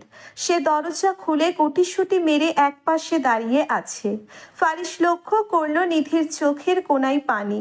সে আর কিছু না ভেবেই নিধিকে কোলে তুলে নেয়। ফারিসের কাজে তো হতভম্ব হয়ে যায় নিধি। সে ফারিসকে খামচে ধরে বলল, আরে কি করছেন আপনি? মাথা খারাপ হয়েছে নাকি? নিধির কথা শুনে ফারিস তার দিকে গম্ভীর চোখে তাকায়। তা দেখেই নিধি চুপসে যায়। আর কিছু বলার সাহস হয় না তার। ফারিস নিধিকে ছাদে নিয়ে এসে নামিয়ে দেয়। তারপর নিধির চোখ ধরে ফারিস টেবিলের সামনে নিয়ে তাকে ছেড়ে দেয়। তারপর ফারিস একটা রিং নিয়ে হাঁটু গেড়ে বসে বলল, শুভ জন্মদিন প্রিয়তমা। একটা কোমলমতি নারী তার সবটুকু ভালোবাসা দিয়ে আমার ভাঙা হৃদয়টাকে জোড়া দিয়েছে। সেই নারীটি তুমি। তুমি জীবনে না আসলে জানতামই না কিভাবে সুখে থাকতে হয়, কিভাবে নিজের কষ্ট লুকিয়ে হাসি মুখে থাকো তুমি। তোমার মায়াবী চোখের মাঝেই ডুবেছি আমি। আমার জীবন হয়তো পরিপূর্ণভাবে নিখুঁত নয়, কিন্তু আমার মাঝে তোমার জন্য ভালোবাসা পরিপূর্ণ আছে। আমি তোমার হৃদয়ের একটি অংশ হতে চাই। তোমাকে না দেখার মুহূর্তগুলো আমি অতিক্রম করতে পারি না। তোমার মনের শুদ্ধতা আমাকে আষ্টে পৃষ্ঠে জড়িয়ে রেখেছে। তোমার ভালোবাসা সেই অমূল্য উপলব্ধির নাম, যা আমাকে অতীতের সব দুঃখ ভুলিয়ে দেয়। অনেকবার চেষ্টা করেছি আমার বিষাক্ত জীবন থেকে তোমাকে দূরে রাখতে, কিন্তু আমি আর পারছি না দূরে থাকতে। আমার মতো এলোমেলো একজন মানুষকে গুছিয়ে তুলেছ তুমি। কখনো ছেড়ে যেও না আমাকে। সারা জীবন আমার ছায়া হয়ে পাশে থেকো তুমি। হবে কি আমার মনের রাজরানী? ফারিসের কথা শুনে নিধির চোখ ছলছল করে ওঠে। মানুষটা তার জন্মদিন মনে রেখেছে, অথচ সে কোনোদিন ফারিসকে এসব বলেনি। আদেও তার কপালে এত সুখ সইবে? নিধিকে চুপচাপ দাঁড়িয়ে থাকতে দেখে বলল, হাঁটু ব্যথা করছে সুইটহার্ট, আর কতক্ষণ শাস্তি দিবে? অ্যাকসেপ্ট করে নাও না প্লিজ। ফারিসের অসহায় গলায় বলা কথা শুনে হেসে ফেলে নিধি। সে তার হাত বাড়িয়ে দেয় ফারিসের দিকে। ফারিস সযত্নে নিধির হাতে রিং পরিয়ে দিয়ে উঠে দাঁড়ায়। নিধিকে টেনে কেকের সামনে দাঁড় করিয়ে দেয় সে। কেক কাটুন ফারিসের রাজরানী। ফারিসের কথা শুনে হেসে ফেলে নিধি। সে কেক কেটে ফারিসকে খাইয়ে দিয়ে বলে, মানুষের জীবনে যেমন সমস্যা পিছন ছাড়ে না, আপনিও তেমন ভাবেই কখনো আমাকে ছেড়ে যাবেন না। সারা জীবন সমস্যার মতোই থেকেছেন আমার পাশে। বড্ড বেশি ভালোবাসি আপনাকে। নিধির প্রথম কথাগুলো শুনে হেসে ফেলে ফারিস। সে নিধিকে কাছে টেনে নিয়ে কপালে চুমু খায়। ফারিসের কাছে নিধি তার দিকে ভ্রুকুচকে তাকায়। তা বুঝতে পেরে ফারিস হেসে বলল, মেহরাব ফারিস শিকদার তার রাজরানীকে চুমু দিয়েছে, তাতে আপনার কি মিস নিধি? ফারিসের কথা শুনে জোরে হেসে ফেলল নিধি। সে আলতো হাতে ফারিসকে জড়িয়ে ধরে। আরে আরে, কই যান আপনারা? একটা লাইক দিয়ে যান। এত কিপটামি করেন কেন? একটা লাইকই তো দিবেন। প্লিজ প্লিজ প্লিজ একটা লাইক দিয়ে যান।